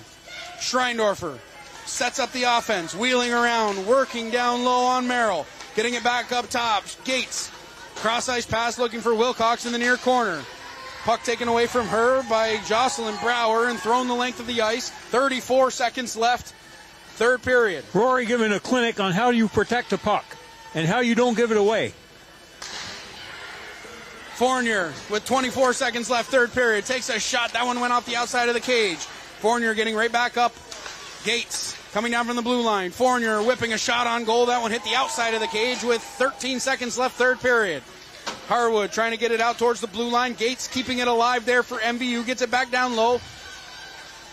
Working down low is Wheeler. Wheeler pushing that one along to Isham. And with that, the horn is going to go. MVU is going to take this one 4-0. First period was a little bit suspect, but the last two periods, MVU has put it together, and that's the type of effort that Katie Campbell wants to see out of these girls. Yeah, and we talked about holding a team, the last 5 teams they played, to 10 shots. Well, they gave up 9 the first period, but the second period they gave up 4, and the last period they gave up 3. Now, granted, some of them were really good with scoring chances, but if you hold the team to under 10 shots, you're going to win most of those games. And as I say, if I'm a coach, I don't look at the 4 goals MVU scored. I look at the 0 goals Harwood scored. And to me, that's the most important thing. Again, and we talked about this, for a team to win a hockey game, you've got to have some people have outstanding games. Madison Spears had an outstanding game. She had a goal, she had a few shots. We used to play Burton, and they had a girl named Kelsey Cohn. And she would play the top of the umbrella, and she had the hardest slap shot I've ever seen. Well, it was, our kids were scared of it. I don't know if Spears' slap shot is as good as that, but when you have somebody that back there that can really whale it, you got the other team takes notice, and all of a sudden they're not rushing the point as fast, or they're trying to get out of the way more than they are trying to block the shot.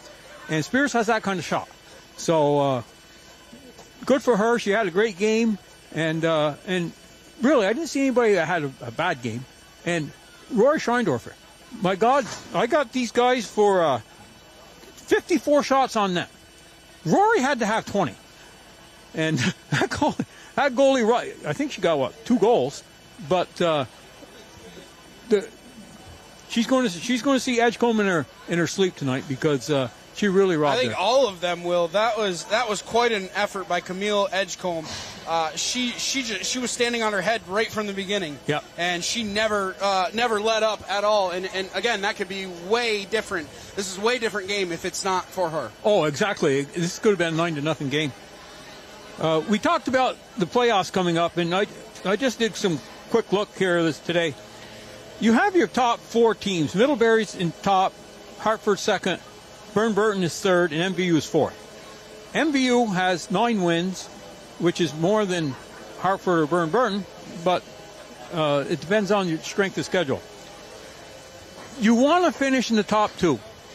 So for that to happen, you look at the last 5 games. The last 5 games MVU has are against all teams that have losing records. And so is Burn. It's almost an identical schedule. But if you look at Hartford and Middlebury, which are currently 1 and 2, Middlebury in particular has got to play 4 of the best teams in Division 1, plus they got to play Hartford. And when they play Hartford, both of them can't win. And Hartford has got to play 3 tough Division 1 teams. So I would not be surprised to see MVU and Burn end up 1-2. It doesn't matter whether, because the championship game is at Gutterson, and that's no guarantee you're going to get there. Right. So, but they can get 2 home playoff games, which makes everybody here happy. And I think that's probably what will happen, just looking at the last 5 games for all these teams. U32 is a little bit back, and again, they play a tough 3 Division 1 teams. Stowe at 6 and 9 is in 6th place. They got to play Burn and MVU, and they got to play Spalding. So I don't expect that to change. I think the top 4 teams are going to be the top 4 teams, and I believe MVU and Burn will end up 1 and 2, and I don't know exactly in what order because it's very close. Now rate your performance here for MVU tonight. The first period, I thought they made too many mistakes, and that's what Katie had talked about. They tightened it up the second and third period. The third period, they gave away. They had 2 goof-ups. One, they were trying to clear the puck, and everybody skated out of the zone except for the kid that had the puck, and she passed it to the girl in front who was all alone, and then they pinched once. But other than that, I didn't see, and you're never going to play a perfect game. I don't care. Nobody does. But other than that little blip there, and Jaden bailed them out, I thought they played good defensive hockey, and it shows by 3 shots on goal and 4 shots on goal. So I believe if they continue to play like they did tonight against the other 4 games they have, and as I said at the beginning, this is not the ideal way to end the season. No. But when you get to the playoffs, you take Middlebury. I mentioned they got they got to play Essex, BFA, and all these guys. But they're going to learn from that, and they're going to get used to the speed. And even though their record might not be as good going into the playoffs, you really got to watch Hartford and Middlebury because they're going to play. And it depends too. If they get blown out every game 8-0, well, they didn't learn much. But if they keep it close, when they get in the Division II tournament, those could be 2 very tough teams. And you want to be playing them at home, and you don't want to be playing them on the road. Stage is set, Yep. the stage is set for the downstream process of this whole thing coming towards the end of the season, and MVU knows exactly what they have to do. Yep. And I talked to Katie a little bit about it before we came on the air, and she said the same. Her thoughts were like mine, and she's not happy that they're playing these teams at the end of the season.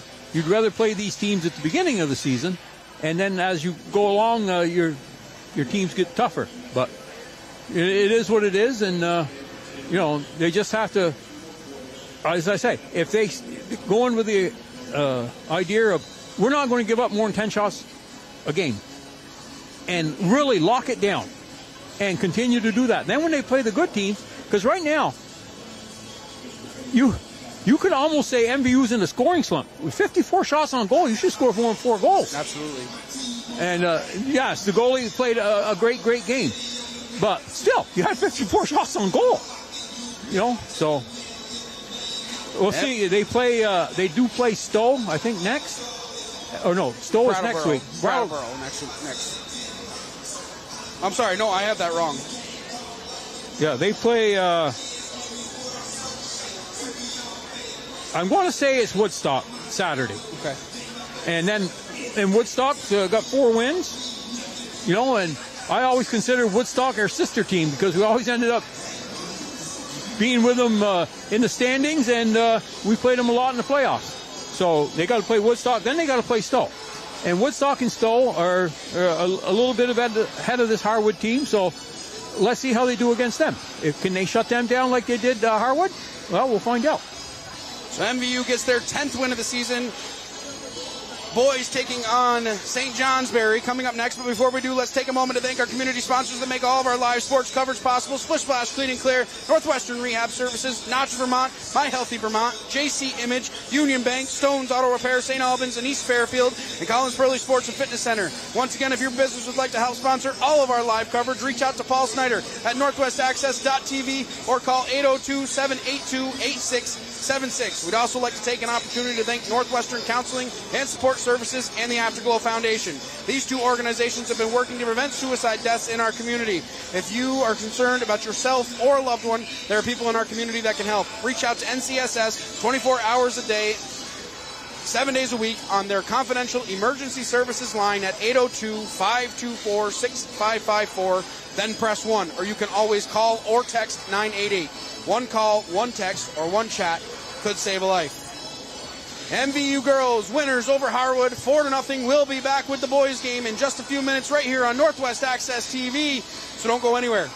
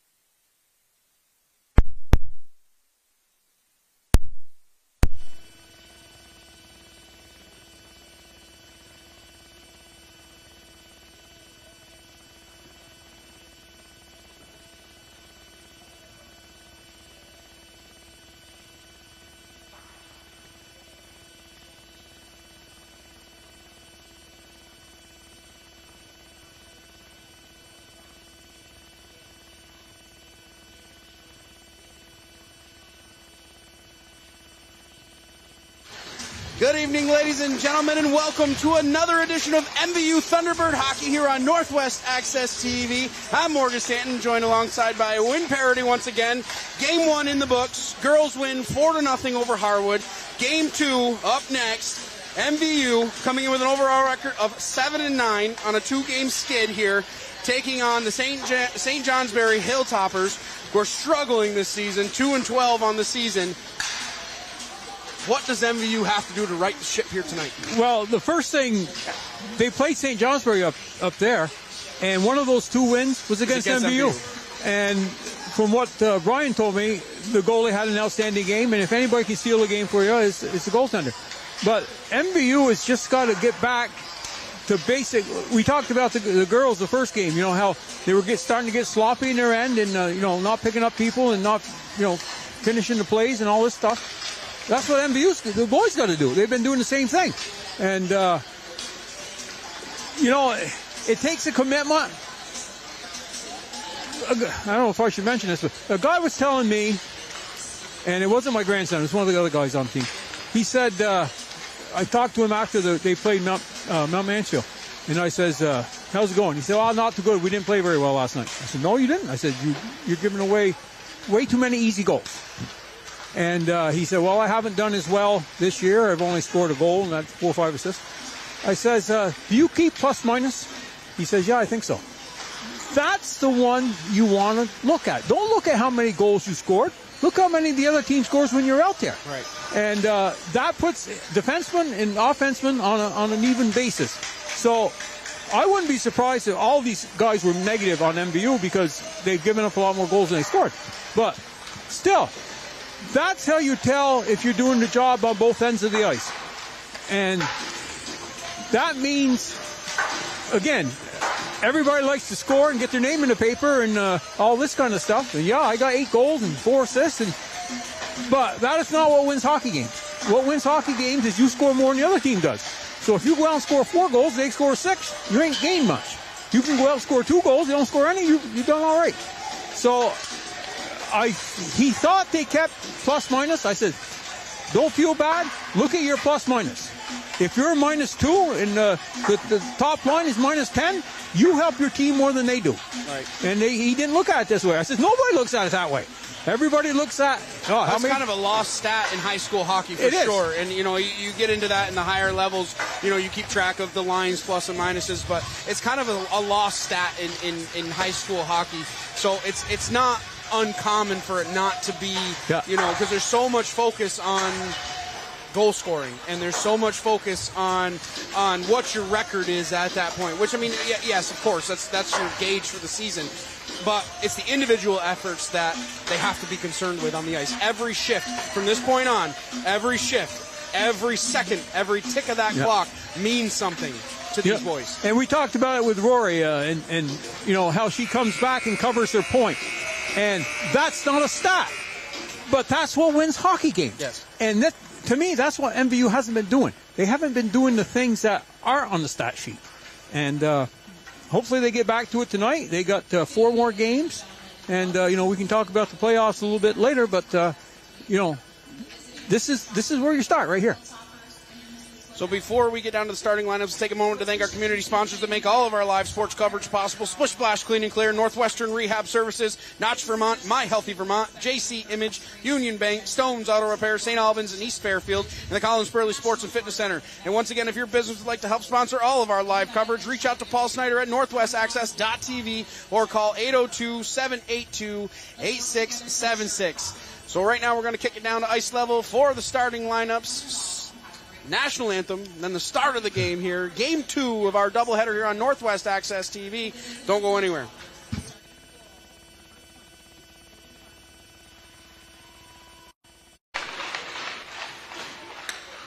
On defense, number 18, Holden Brigham. Also on defense, number 12, Evan. Starting at center, number 2, Lucas Winston.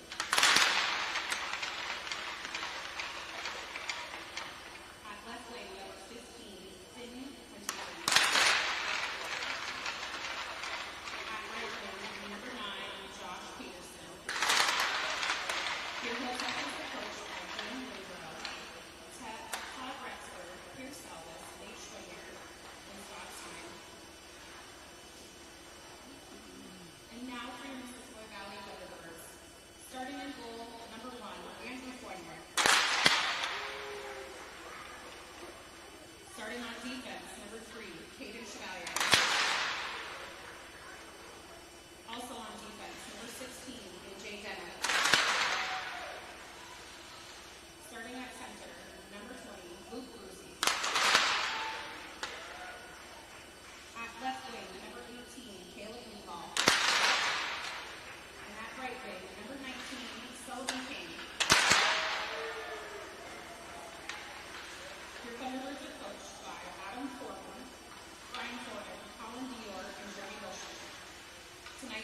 officials are Mark Diesel and Catherine Pate.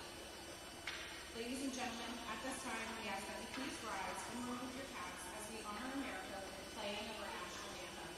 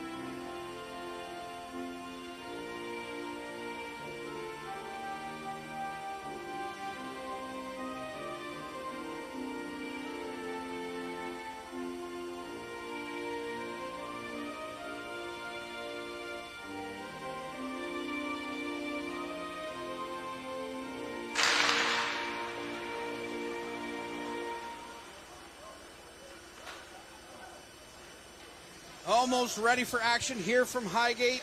Wind is still a little bit chilly up here. My toes are cold, but always glad to have both pairs of mittens still on me to keep me warm here. Go over our starting lineups. First for the visiting St. Johnsbury Hilltoppers. Starting on defense will be the senior Evan Windrow. His defensive partner will be Holden Brigham. Starting up front will be the freshman Lucas Switzer. His wingers will be Josh Peterson and Finn Huntington. And starting in goal in the island of blue paint will be the sophomore Logan Farnsworth. On the opposite side for MVU, starting on defense will be the senior AJ Dennett. His defensive partner to start off will be Caden Chevalier. Starting up front will be Luke Bruzy. His wingers will be Caleb Newhall and Sullivan King. And starting in goal in the island of blue paint will be the freshman Andrew Fournier. And MVU, once again, on a two-game skid here. February 8th lost to Mount Mansfield 7-2, and then February 10th lost to U32 at U32 5-0. And you know, as we were talking about, when it's those unsung moments and those unsung plays in a game that MVU has to start working on, yeah. and it goes shift by shift, minute by minute. And I think that was a good way to describe it. It's the stats that don't show up on the score sheet that they have to work on. And, you know, the back checking, the covering people in front of the net, the blocking shots, and, you know, it's all wrapped up into one package. So I'd like to see MVU come out, and if they're ever going to do it against a team, this would be the team to do it against. But to come out and play the way they have to, and not the way they. Well, in some games they do. That's got to be the frustrating. That's got to be the frustrating thing for Adam and his staff is sometimes these guys look great, but then sometimes they don't. So Switzer and Bruzy set to take the draw here to start this one. 15 minutes on the clock. Set for action here from Highgate. We want to thank you once again for joining us here on Northwest Access TV. MVU in the home whites. Newhall getting that one into the offensive zone. Delayed offside as Bruzy touches the puck. So just 10 seconds old. MVU a little ahead of the gun here on this one. So the faceoff's going to come outside MVU territory. Yeah, he had King in the middle too, and King wasn't covered. So that would have been a great scoring chance. Faceoff just outside the zone. MVU winning it back. Chevalier will be the first one there, wheeling around inside his own defensive end. 14:44 left first period. Chevalier around the outside to the near side of the ice. Newhall picks it up there, trying to exit his own zone. He's at his own blue line, banking a pass off the boards, getting it over to King. King will get that one down deep, just out of the reach of Brigham, but he gathers that puck down deep. Windrow now inside the near corner, trying to get that one towards the blue line. Shot on goal taken away here by Switzer. Switzer out to neutral ice with 14:23 left first period. Puck at the blue line. MVU trying to get back on side as King brought that one in. LaRush throws that one rink wide. Puck taken away here by Windrow. Chevalier at his own blue line. 14:04 left first period. Belrose right up ice on the far side of the ice, taken away here by Holden Brigham. He'll get that puck up ice now to Huntington, who gets it into the offensive zone. 13:54 left, first period. Dennett inside his own defensive end, banks a pass off the boards, but it's taken away here by Maynard. Puck down in the corner. Newland will be the first one there. Takes a bump from Belrose down in the near corner. 13:40 left, first period. Reynolds, fresh off the bench, picked up the puck, shot on goal, as that one may have hit Farnsworth. Puck towards the blue line. White pinching down. Puck taken away by Andre. He's tripped up on the play, and as soon as MVU touches the puck, we're going to get a penalty on MVU. Bo Reynolds. Hilltoppers are going to go to the box. Or I'm sorry, the Hilltoppers are going to go on the power play to start here. Reynolds for cross-checking, I think. Yep. He kind of lined him up. That's Messier going to the box. But he kind of lined him up from behind just a little bit. Didn't quite get square and got his arms extended, and that's exactly what happens. When your arms go out, that's when theirs go up. So Messier going to sit for two with 13:21 left, first period. Hilltoppers, first opportunity on the power play. Puck at the point now. Switzer keeping it alive there, but it's punched ahead here by Connolly. Connolly into the offensive zone on the near side of the ice. Connolly looking out in front. Connolly still has the puck around the outside of the cage. 13:06 left, first period. Trying to pinch that one into the far corner. Connolly doing a good job killing precious time off this penalty kill for MVU. A minute and 37 seconds left on the Messier minor. Coming out of the scrum with the puck is Huntington. Cross ice pass looking for Switzer going across the blue line. He's hemmed up just a little bit as Finn Huntington sets up the offense for the Hilltoppers. Backhanded pass thrown right back down the ice by Carter White. 12:43 left, first period. Farnsworth coming out of the net to play that one. His pass is going to go out of the reach of everybody. Icing will be the call. Faceoff's going to come all the way back down inside Hilltopper zone with 12:36 left, first period. No, a good idea by Farnsworth, but you really got to have somebody on that side of the ice when you throw it up there. There wasn't any St. Johnsbury player anywhere near that puck. Bruzy settles in to take the draw. In against Windrow. Bruzy, stalemate off the draw. Puck taken here. Newhall shot! Caleb Newhall, shorthanded, puts MVU up 1-0 with 12:31 left, first period. That may be his first goal.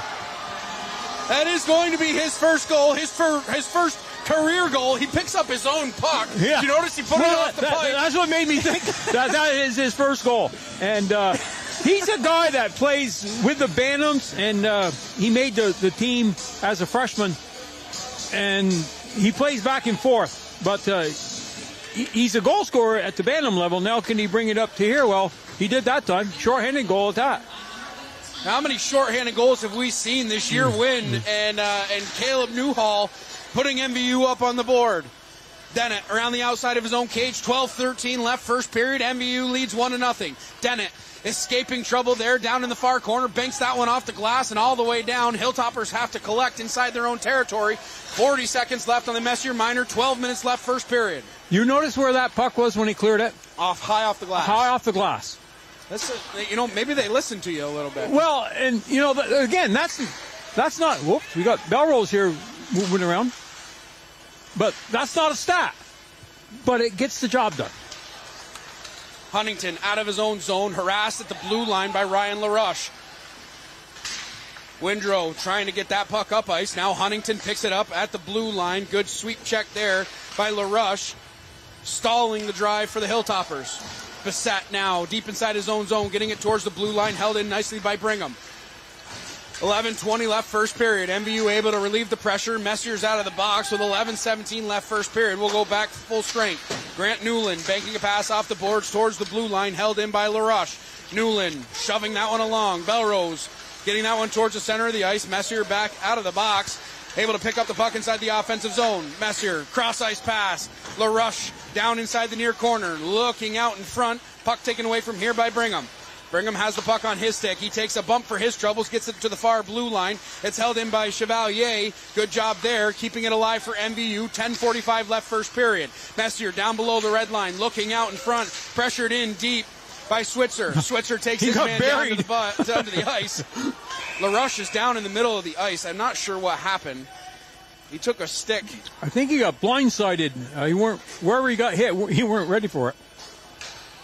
Good to see him get up and off under his own power. Looks like he's okay, but He's looking at the referee and wondering, hey, how come there ain't somebody sitting?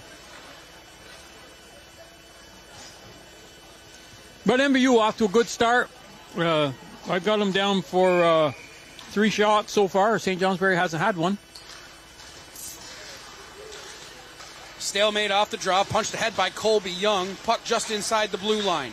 Scrum for the puck just in front of the St. Johnsbury bench. Pops free. Gover will be the first one there. Takes a bump from Switzer. 10:20 left, first period. Puck back up to the point. Dennett has it there. Takes a shot that hit a body in front. That one squirts just wide.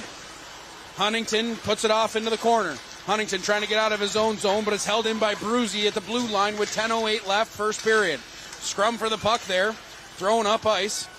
And all the way down by Maynard. On that. Right on Fournier.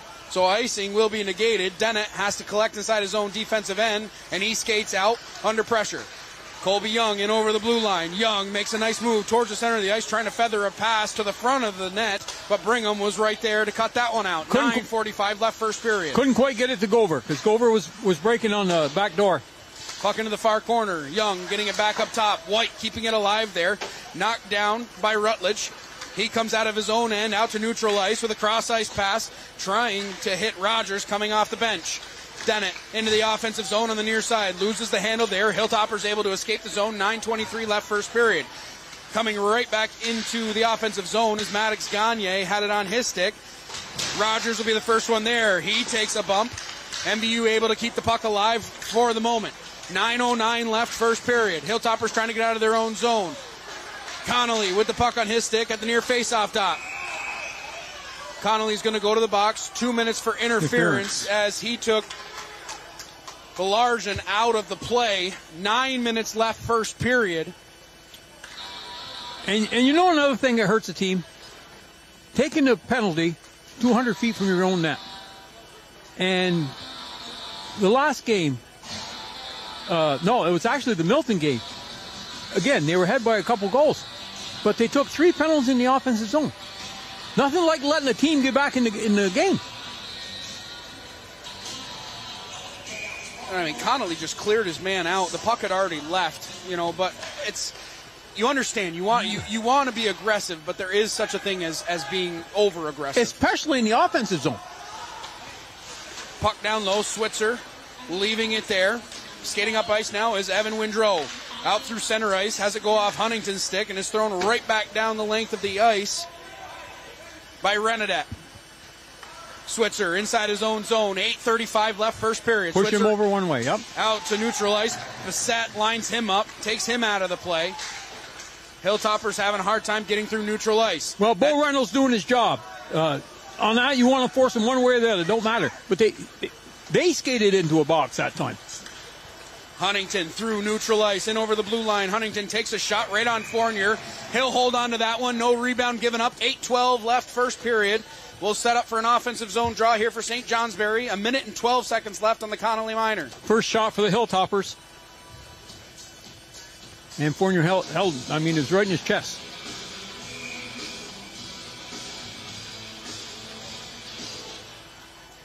Chevalier down below his own red line. Puck at the point now. Newland losing it there. Messier puts that one up and out of play. 8 minutes left, first period. Faceoff's going to come back inside MVU territory. A little bit high off the glass. Just a little bit. Just a little bit high.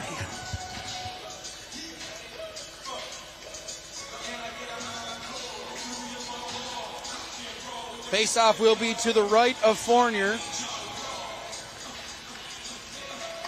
Peterson losing the draw there. MVU able to get it off the glass and all the way down. Farnsworth thought about coming out to play that one. Instead, Newland plays it there. Switzer, the freshman, with a cross-ice pass, getting it up ice now to Windrow. Windrow around the outside takes a shot. That one went through the blue crease. Fournier did not have to make a save on that one. Puck down below the red line. Battling down into the near corner now. Peterson will be the first one there. 7.5 minutes left, first period. MVU relieving the pressure, throwing it the length of the ice. It's down inside the far corner. Coming back to get this one is Grant Newland. He banks a pass off the boards, looking for Finn Huntington, cutting through neutral ice. Huntington now still has control of the puck and over the blue line. Harassed immediately by Messier. Still has possession of the puck. Huntington takes a shot for his troubles, and MVU able to get it out to neutral ice. 7:08 left first period, 7 seconds left on the Connolly Minor. MVU has done a good job killing off this penalty as St. Johnsbury gets that back into the offensive zone. Dennett throws that right on net as Farnsworth had to make a save. Coming back to collect this one is Belargin.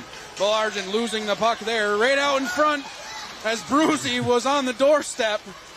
Tried to line it up on his forehand, just couldn't get enough on it.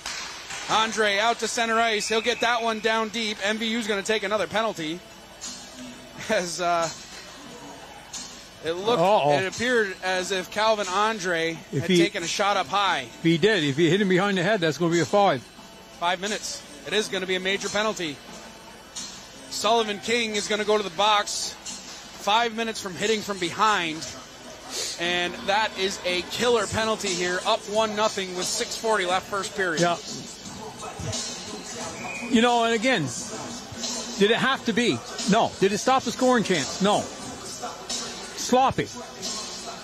Undisciplined, whatever you want to call it. So MVU has a major penalty to kill off here. Hilltoppers will have 5 minutes of power play time. They can score unlimited amount of goals, and they will still be on the power play. MVU starting it off strong, banging that one the length of the ice. 6:35 left first period. Coming back to collect this one inside his own zone is Brigham. He's around the outside of his own cage, throwing that one towards the blue line. Connolly holding it in there for MVU. 6:25 left first period. Hilltoppers out of their own zone. Huntington has the puck on his stick, in over the blue line, skating towards the near side, still has possession of the puck, gets it back over to the far side, now to Switzer. Switzer takes a shot right into the gut of Fournier. He'll hold on, no rebound given up. 6:14 left first period. We have some extracurricular activities going on between Evan Woodrow and Nick Bassett. Penalties have to come out of this one, I would assume. I would assume, yeah. Bassett took a swipe on the side of the goal. Let's see what's decided. Hopefully, if it's a penalty, it's on both sides. I can't believe that no penalties are going to come out of that. That's a surprising win. It is. Well, Mark Diso is a great referee. He has been for a long time. And he talked to the boys, and hopefully, that's enough of this foolishness. Offside will be the call as the puck just escaped the zone. 6:08 left first period. MVU leads 1-0. 4 minutes and 28 seconds left on the Sullivan King minor penalty, or major penalty. Face off just outside the zone. Brucey setting up to take the draw against Huntington. Huntington going to win that one back. Hilltoppers trying to enter the zone now with Switzer. Switzer at the near face-off dot. Good job by Caleb Newhall. Shot on goal. Shouldered aside by Fournier. That's banged down the length of the ice. Farnsworth lets that one go. Wow! Farnsworth has to be careful as that one just came back to the blue paint. It was drifting back to the front of the net. Skating through center ice now is Josh Peterson. He's in over the blue line. Takes a shot. That one whistled wide. Huntington, nice move there. Getting it right out in front. Second chance opportunity by Huntington. Brigham at the point. Let that one go. Looking for a tip out in front. Huntington will be the first one there. 5:25 left first period. Puck in the corner now. Back up top. Brigham lets that one go. Tip down in front. That one just goes wide. 5:18 left first period. Bodies banging in the corner. MVU able to clear the zone. 3 minutes and 30 seconds left on the major penalty. Newhall got it off the glass. Huntington through center ice now for the Hilltoppers in over the blue line. Swept aside by Renadette. They chase after it down inside the far corner. Puck gets thrown off the boards by Dennett. 4:51 left first period. Huntington setting up the offense there on the far face-off dot. Huntington looking out in front. Taking a stick check there. Puck goes back up top. Maynard will be the first one there. Trying to snap a shot on goal. Hit a body in front. Puck right out in front as Biggie let that one go. Block shot once again. As getting in the way of that one was Ryan LaRoche. Gover with a shot off the outside of the cage. Another opportunity. That one just went wide. Two shorthanded opportunities for MVU. Bodies flying all over the ice. has already in this one, it's getting chippy with 2.5 minutes left on a major penalty that was taken by Sullivan King. 4:13 left, first period. Dennett takes the stick check there, still has possession of the puck glued to his stick, takes a shot that went off a leg. Maynard got in the way of that one. Dennett, first one there. Puck down inside the near corner. Messier getting it back out to neutral ice with 3:59 left, first period. Messier working on Biggie. Toe drag here. Belrose has it in the offensive zone. Shot right into the trapper of Farnsworth. He'll hold on to that one. No rebound given up. We'll get another stoppage of play with 3:50 left, first period. 2 minutes and 10 seconds left on the major penalty at MVU. So far, MVU has done a pretty good job. They've been almost 3 minutes now shorthanded, and you've yet to see the Hilltoppers set up any kind of offense inside the offensive zone. Right. Puck down in the near corner. Newland throws it the length of the ice. Chevalier tried to get it there, but it's taken out by Andre. Andre takes a shot. That one was blockered aside by Fournier. MVU off the glass, out to neutral ice. Belrose will be the first one there. Belrose shorthanded into the offensive zone, makes a nice move there towards the center of the ice. Takes a shot there.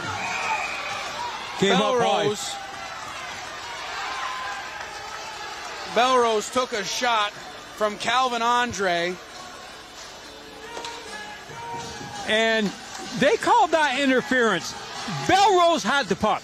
In all honesty, that wasn't an interference penalty. Now, did the guy's arms get up and hit him in the head? Yes.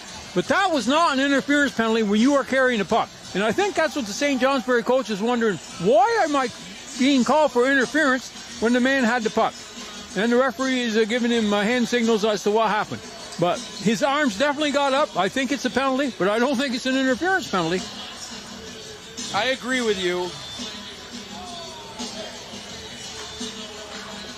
It was a high hit. It almost looked like he caught him with an elbow, maybe. Yeah, you could call it elbowing. You could call it hitting to the head, or, well, that's a major penalty, hitting to the head. But his arms definitely got up. But to call that interference, maybe they couldn't think of anything else. Reynolds, 4-on-4, 3 minutes left, first period. Reynolds down inside the far corner, looking out in front for Connolly. That goes off his stick. Pass back to the blue line. Delayed offside. Whistle goes. 2:50 left, first period. Faceoff's going to come outside the zone. We have 1 minute and 10 seconds left of 4-on-4 hockey. That would have been a trip if it wouldn't have been a delayed offside. LaRush settling in to take the draw against Switzer. Switzer winning that one to the side. Huntington losing it there, but picks it back up at neutral ice. Huntington over the blue line on the far side, takes a shot. That one was blockered aside by Fournier. Dennett around the outside of his own cage. Switzer ran into a wall there as Ryan LaRush comes back up 4-on-4. That one went off the post. As LaRush let that one go from the far face-off dot. 2:27 left, first period. We'll get a stoppage of play as the puck pops up and out of play. 46 seconds left of 4-on-4 hockey, and Ryan LaRush just rang the pipe on that one. Yep. He had his head up all the way, and there was a little bit of space there, but credit to goalie, Farnsworth. That was a good save. That one goes down on Farnsworth. He sticks that one off into the corner. Brigham will be the first one there. Puck on the far side of the ice, now taken away by Lucas Switzer. Switzer out to neutral ice and over the blue line. Switzer lets that one go, hit a leg in front. Gagne will be the first one there. 2 minutes and 7 seconds left, first period. MVU able to clear the zone. That one will be waved off for icing. Puck reverses ice now. Windrow gets that one back out to neutral ice. Dennett has the puck on his stick, in over the blue line. Dennett, stick handling, taking a shot. Farnsworth may have gotten a piece of that one. Hit the front of his pad.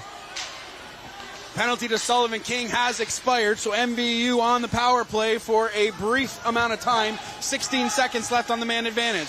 Switzer trying to bang that one down the ice. Young pushing it towards the center of the ice. It's taken here by Windrow, who throws it back into the MVU end. 1:25 left, first period. 5 seconds left on the man advantage for MVU. Brigham able to get that one out of the zone. Punched ahead here by Biggie. Biggie into the offensive zone on the far face-off dot. Takes a shot that hit a leg in front. Renadette got in the way of that one. 70 seconds left first period. Puck down in the far corner. Battle for the puck down low. 1 minute and 5 seconds left first period. Scrum for the puck.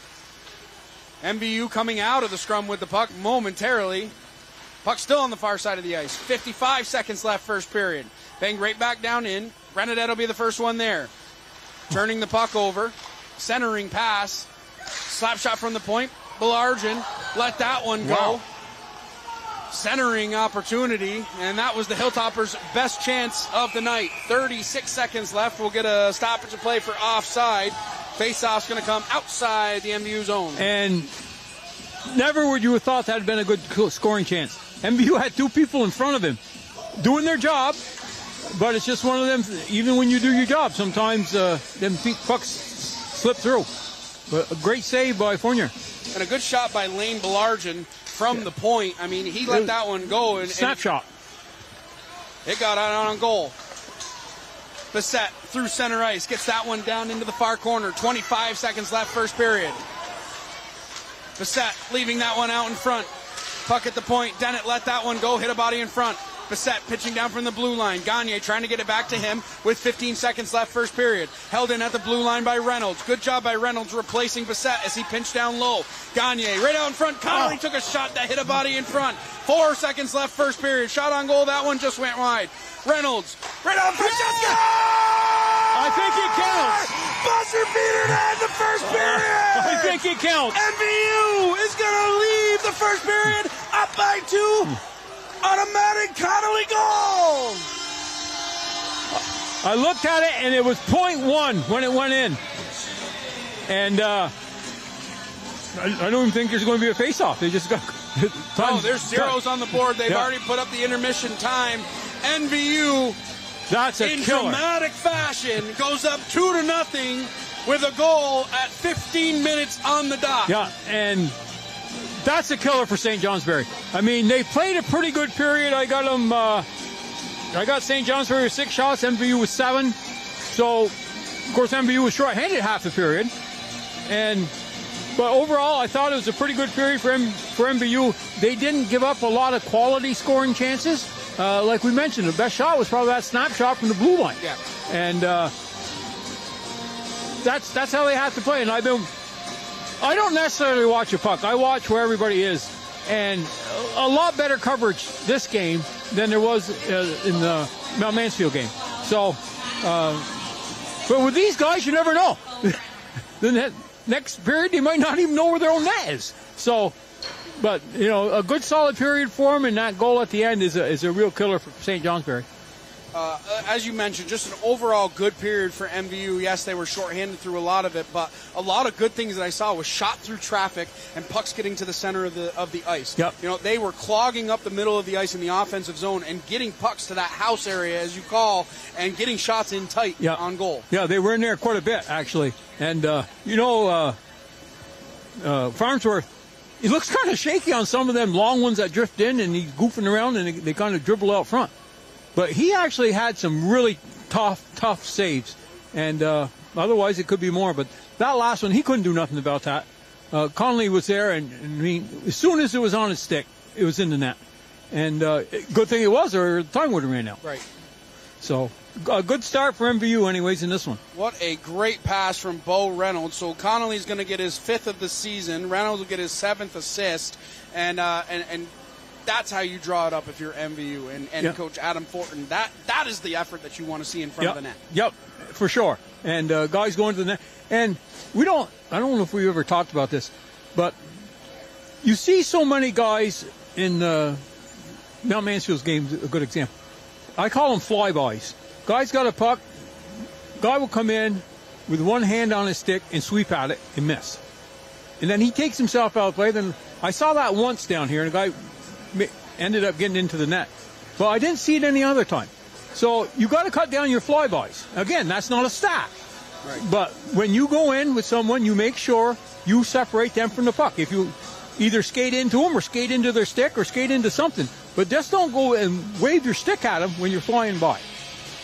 Overall, a much better period for MVU than the last two showings, as they put up 2 unanswered goals and a buzzer beater at the end of the first period. We want to take a moment to thank our community sponsors that make all of our live sports coverage possible: Splish Splash Clean and Clear, Northwestern Rehab Services, Notch Vermont, My Healthy Vermont, JC Image, Union Bank, Stone's Auto Repair, St. Albans and East Fairfield, and the Collins Pearly Sports and Fitness Center. Once again, if your business would like to help sponsor all of our live coverage, reach out to Paul Snyder at northwestaccess.tv or call 802-782-8676. We'd also like to take an opportunity to thank Northwestern Counseling and Support Services and the Afterglow Foundation. These 2 organizations have been working to prevent suicide deaths in our community. If you are concerned about yourself or a loved one, there are people in our community that can help. Reach out to NCSS 24 hours a day, 7 days a week on its confidential emergency services line at 802-524-6554. Then press 1. Or you can always call or text 988. One call, one text, or one chat could save a life. After 1 period of play, MVU leads St. Johnsbury 2-0. We'll be back with the second period of action right here on Northwest Access TV. Don't go anywhere.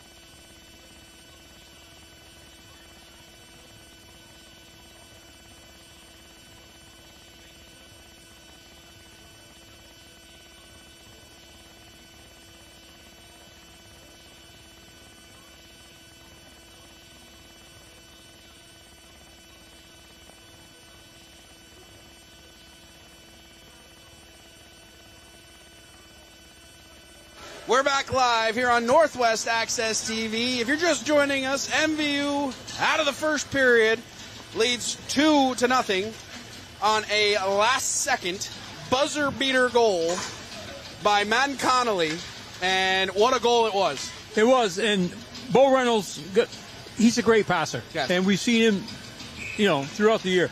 And that puck was right in Connolly's wheelhouse, and Connolly didn't have to do anything except slap the puck.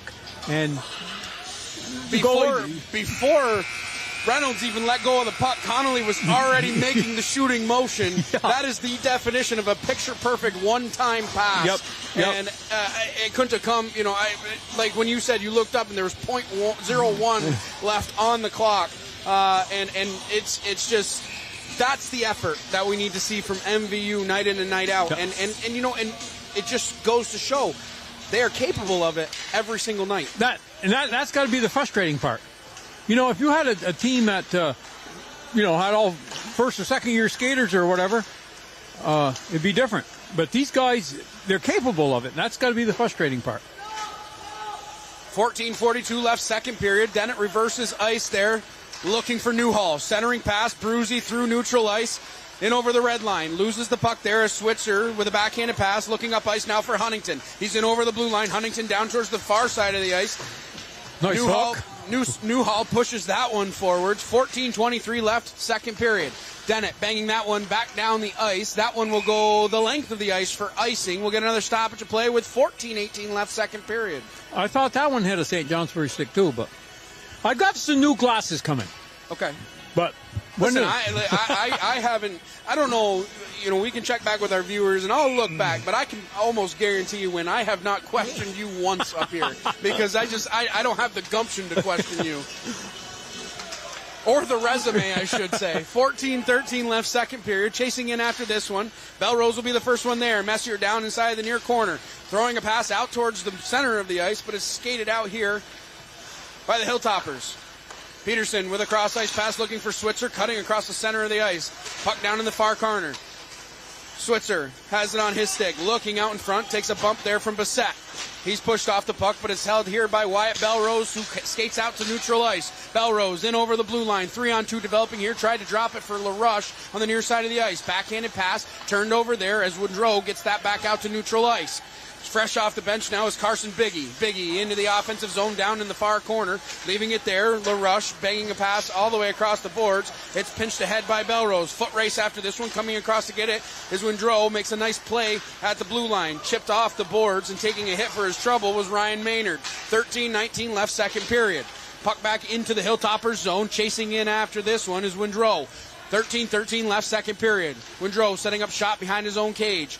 Pass off to the near side of the ice. Now Andre getting it back over to the other side of the ice. It escapes the zone. Chasing in after this one is Bissett. Icing will be waved off as Nick Bissett has to play it there inside his own zone. Puck at the point now. Held in by Windrow momentarily, but here comes Connolly. He has the last goal for MVU. He's on the near side of the ice, takes a shot. That hit Farnsworth in the leg and goes off to the far side of the ice. Reynolds keeping it alive for MVU. Gagne battling hard along the far side of the ice with 12:39 left, second period. Puck at the point. Held in by White. He'll throw it cross ice. Loose puck in front as Reynolds has a second chance opportunity, but is pulled out by the Hilltoppers. Cross ice pass taken away here by Gagne. Gagne through neutral ice and over the blue line. Gagne snaps a shot on goal that hit a body in front as Evan Woodrow got in the way of that one. 12:17 left, second period. Puck at neutral ice. Gagne taking the puck there. Has a couple of MVU players streaking towards the net as Dennett came down from the blue line to make a play on that one. This is Renadette. Back inside his own zone. Losing the puck there. Switzer banging that one towards the short side. Slap shot from the point. Hit a body in front. Shot. Score!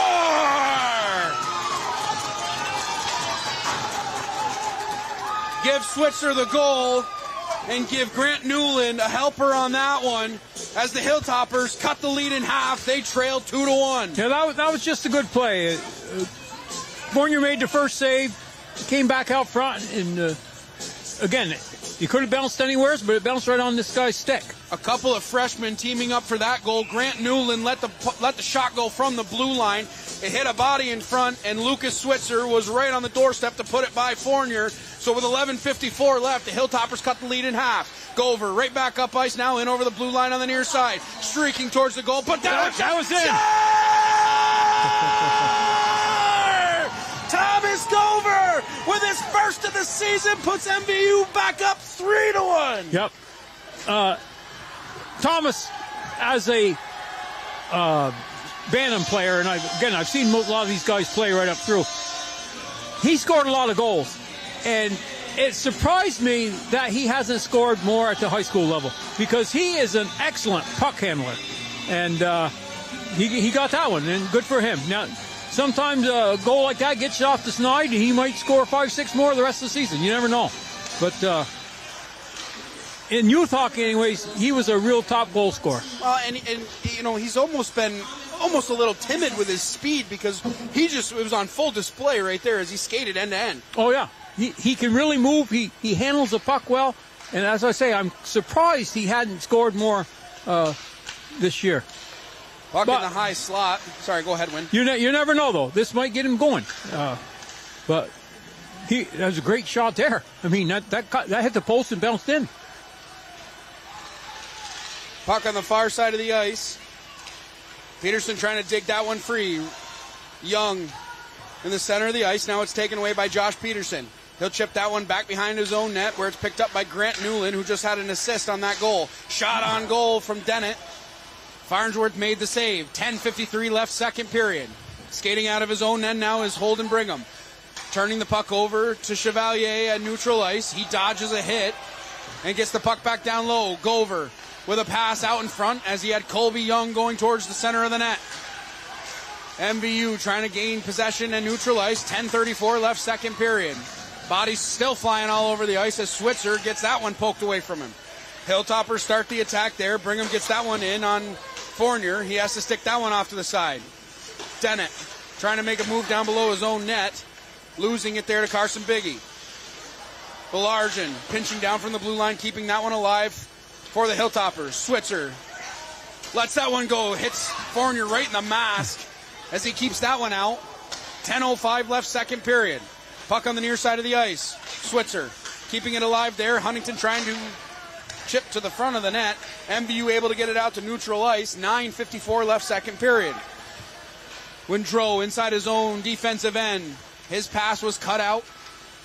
But starting right back up ice now is Biggie. Puck pops into the air. Glove down. Chevalier looking to break out of his own zone. Chevalier still with the puck on his stick. 3-on-2 developing for MVU. Chevalier into the offensive zone. Takes a hook there. Arms are going to stay down. Leaves the puck at the blue line as Dennett had to make a game-saving play at the blue line. 9:23 left, second period. Puck at the far face-off dot. Messier losing it there. Puck at the blue line. Hops over the stick of Dennett. Dennett wheeling back around in neutral ice. Has to wait for his teammates to tag up. He'll take a shot from the blue line. That's blocker to side and up and out of play by Farnsworth as he keeps that one out of the net. And what a snapshot that was from A.J. Dennett. If Dennett has time, his shots are always on goal. It's amazing. And he didn't wind up on that, or it's just a snapshot. It's the good thing that goalie's about 6'5". Yeah. Because he was down, and Dennett's shot, but that goalie's so big, when he does go down on his knees, his head is still above the crossbar. Face off won by MVU. Connolly let that one go. Reynolds now down in the near corner. Pressured there by Maynard. MVU's going to go on the power play here. Hooking. As we'll see who's going to the box for a hook.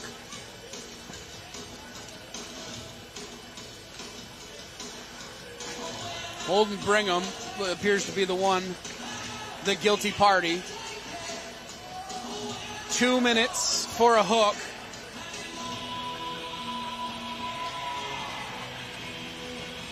MVU 0 for 1. Their first power play opportunity was a very abbreviated power play. They only had about 19 seconds on that first power play.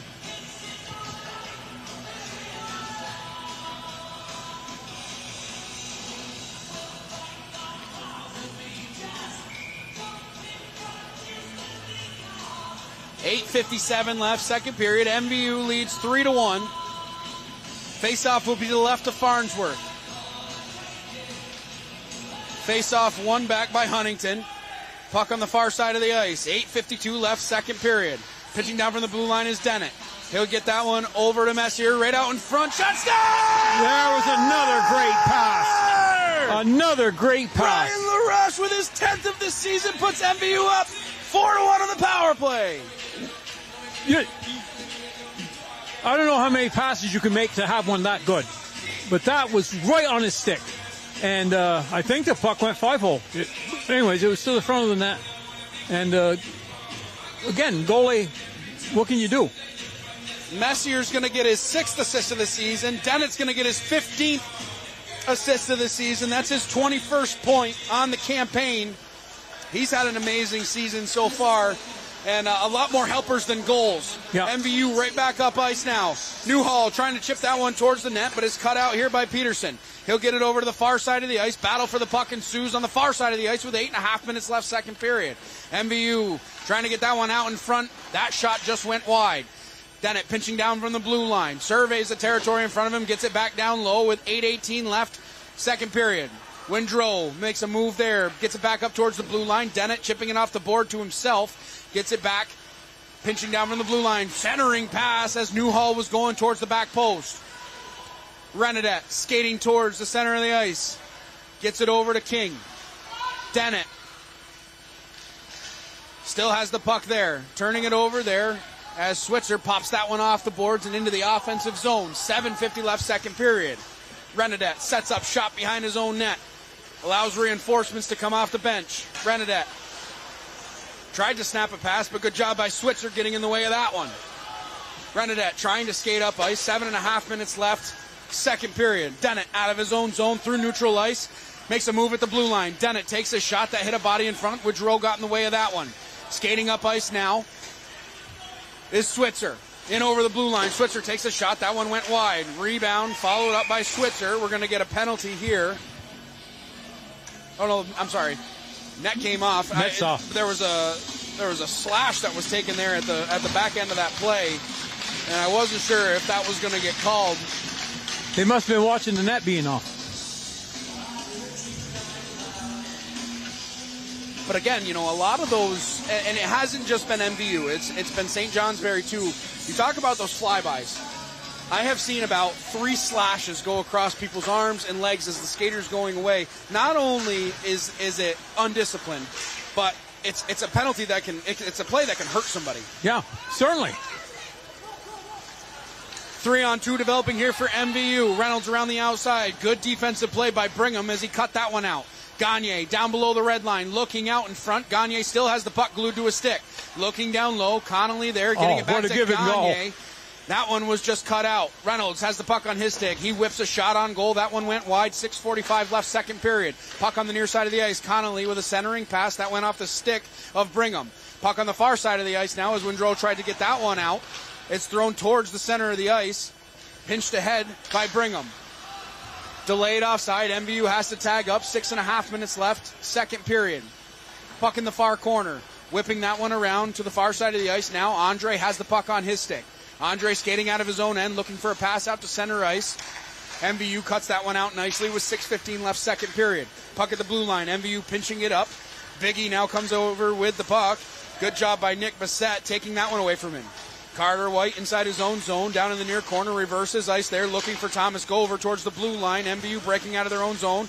Now with Reynolds. Reynolds in over the blue line. Reynolds on the far side of the ice takes a shot. Farnsworth holds on to that one. No rebound given up. 5:53 left, second period. We'll get another stoppage of play. That was a good breakout for MVU. They had a couple guys in the neutral zone, and their head was up, and he picked the guy with the best chance to get into the zone, and that's just a good play.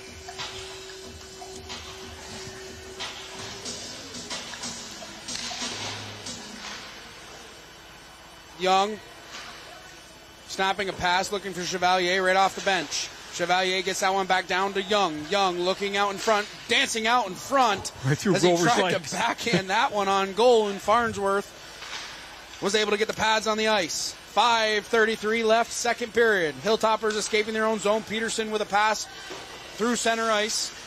Chevalier collecting down inside the near corner. Young overskates that one. MVU getting that one back down deep. Windrow will be the first one there. 5:16 left, second period. Windrow turning that one over. Gover trying to get it back up to the blue line. Renadette looking for a shot on goal. Farnsworth may have gotten a piece of that one, but it was going high and wide anyway. Skating out of their own end now. Hilltoppers escaping the zone. Huntington takes a shot. That one went wide, and that one will escape the zone as Windrow has to collect at neutral ice with 4:53 left, second period. Puck at the blue line, picked up by Colby Young at the far faceoff dot. Takes a shot. Farnsworth gets the shoulder on it. No rebound given up. 4:46 left, second period. If Adam was chewing gum, he must have swallowed it there. They just gave up a 3-on-1, and you're ahead 4-1. Discipline, boys. Come on. Got to know the situation. Offensive zone draw here for MVU. LaRush will take the draw against Rutledge. MVU winning the draw. Dennett. Pass. Good save by Farnsworth, as it was another one-time opportunity for MVU. Messier dropping it off. Cross-ice pass, skip pass, looking for Ryan LaRush. Puck on the near side of the ice. LaRush getting involved there. It's whipped the length of the ice as the Hilltoppers try to escape their own zone. 4:20 left, second period. Dennett hauled down to the ice. Arms are going to stay down. 4:14 left, second period. LaRush at the blue line, getting it over to Messier. Messier looking cross ice. Belrose got a piece of that one. Pinching down from the blue line was White. White keeping it alive for MVU on the near side of the ice. Gets that one back down deep. Messier will be the first one there. We're under 4 minutes left, second period. Messier trying to get that one out in front. Farnsworth is going to fall on top of it for another stoppage of play. 3:54 left, second period. MVU leads 4-1. That Messier's getting to be quite a shifty little guy down there. I've watched him the last couple games, and I had to say, who has improved the most on this team through the year? I'd have to say it was him. He's handling the puck really well. He's got great hands. And last game, I think he had something wrong with his skate, but he's a good skater. He's got great hands, and he's going to be a really good hockey player. He started off on the third line this year. He was on the third line to start the season. He's made his way up to play with Ryan LaRush and Wyatt Belrose on that top line, and I agree with you. I think he is one of the most improved players on this MVU team. Yeah. 3.5 minutes left, second period. Icing will be the call. So the faceoff's going to come all the way back down inside the Hilltoppers zone and will be to the right of Farnsworth.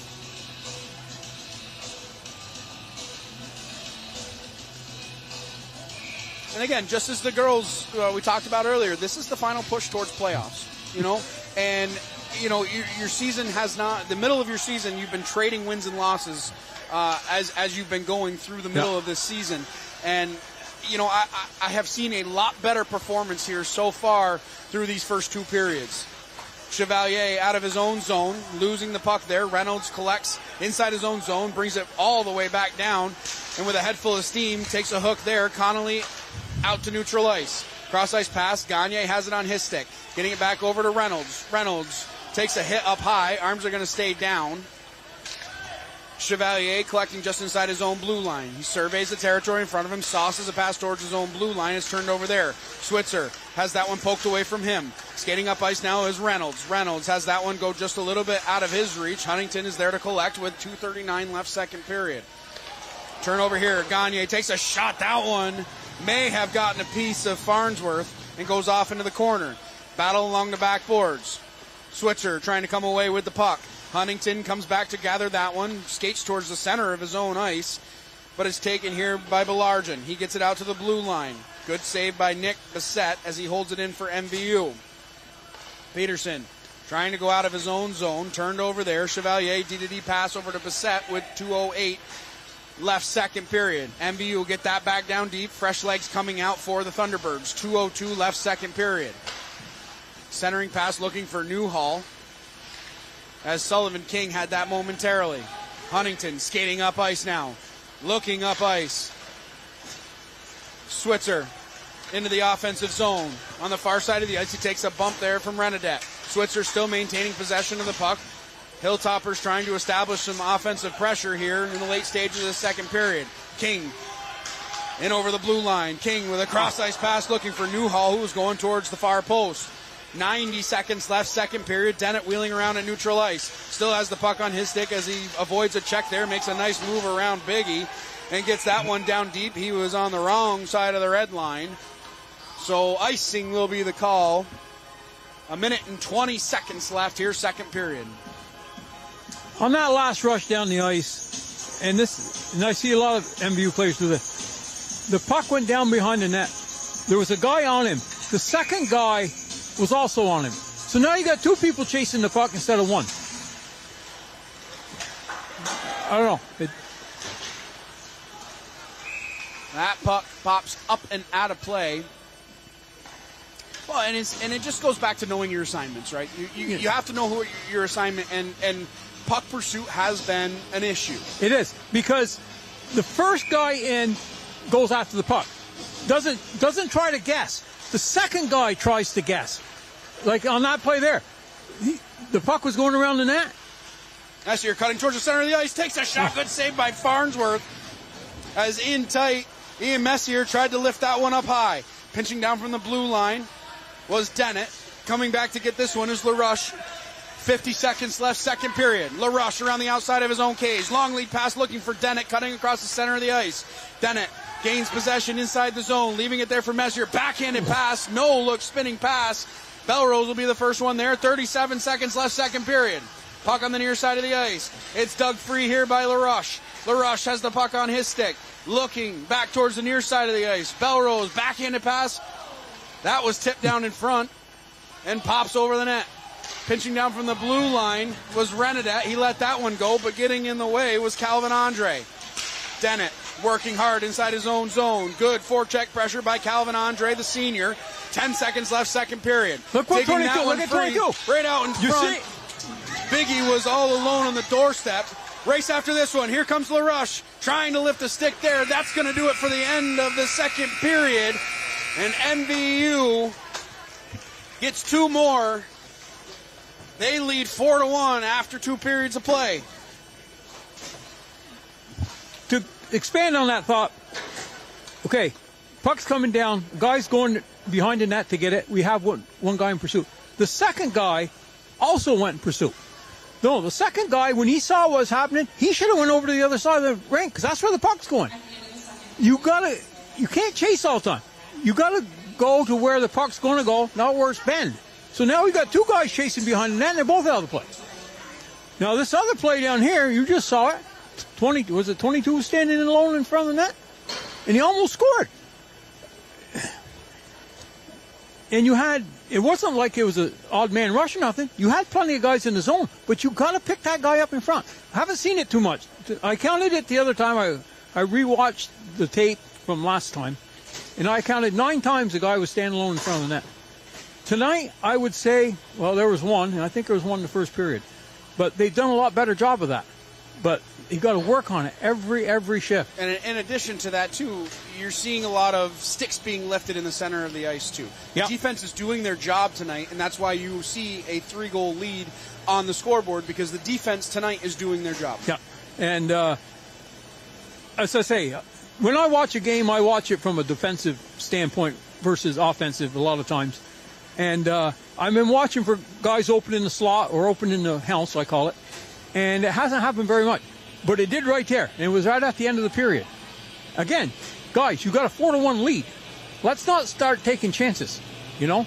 So, anyways, I had MVU out shooting the Hilltoppers 11-5. And just by watching, I think that's probably an accurate... I thought MVU played a better period that period than they did the first period. A lot more speed in that, I thought second so. period. Yep.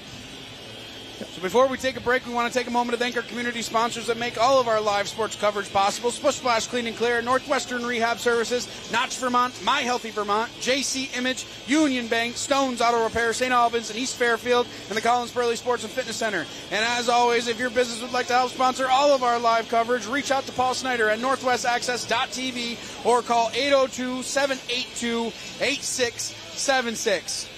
After 2 periods of play, MVU leads 4-1. We'll be back with the 3rd period of action right here on Northwest Access TV. Don't go anywhere.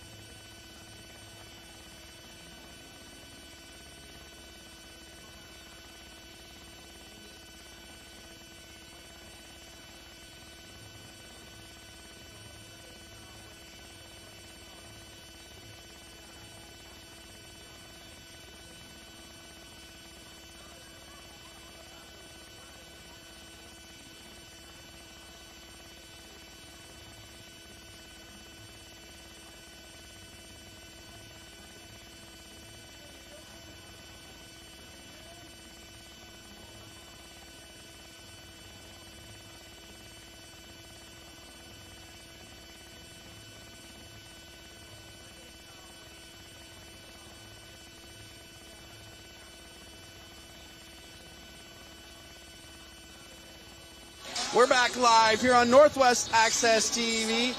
Third period of action coming up. MVU leading 4-1. I'm Morgan Stanton, joined alongside by Win Parody. We've been treated to a dandy here tonight. Yep. Both the girls' game and the boys' game, putting on a show in front of the home crowd. Yeah, and they've really performed well. We picked out a few things that have gone wrong here with. But that's your job, Win. Yeah, that's what you get paid the big bucks for. That's right. They'll probably double my pay next time. But no, the obvious one was with time running out in the second period. Man stood there for 2 or 3 seconds, and he finally got the puck and Fournier made a great save. But it hasn't been the nightmare it was the other game. So hopefully, they keep it up this period. I would like to see these guys play this period like they're ahead by 3 goals and not like they're behind by 3 goals. Right. And we'll see what happens.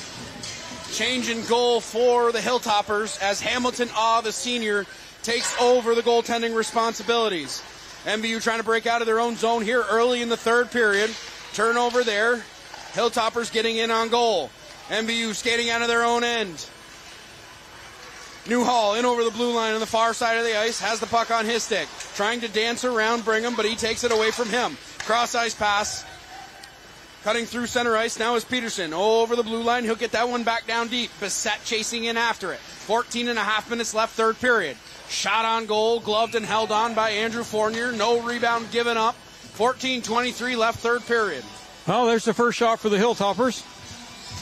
And Fournier held on to it. The first 30 seconds or so of this third period, Hilltoppers coming out with a little bit of life. Yep. Switzer gets that one down into the near corner. Denon will be the first one there, throwing it back towards the far side of the ice. Huntington trying to dance towards the center of the ice. He's blocked off immediately by Chevalier.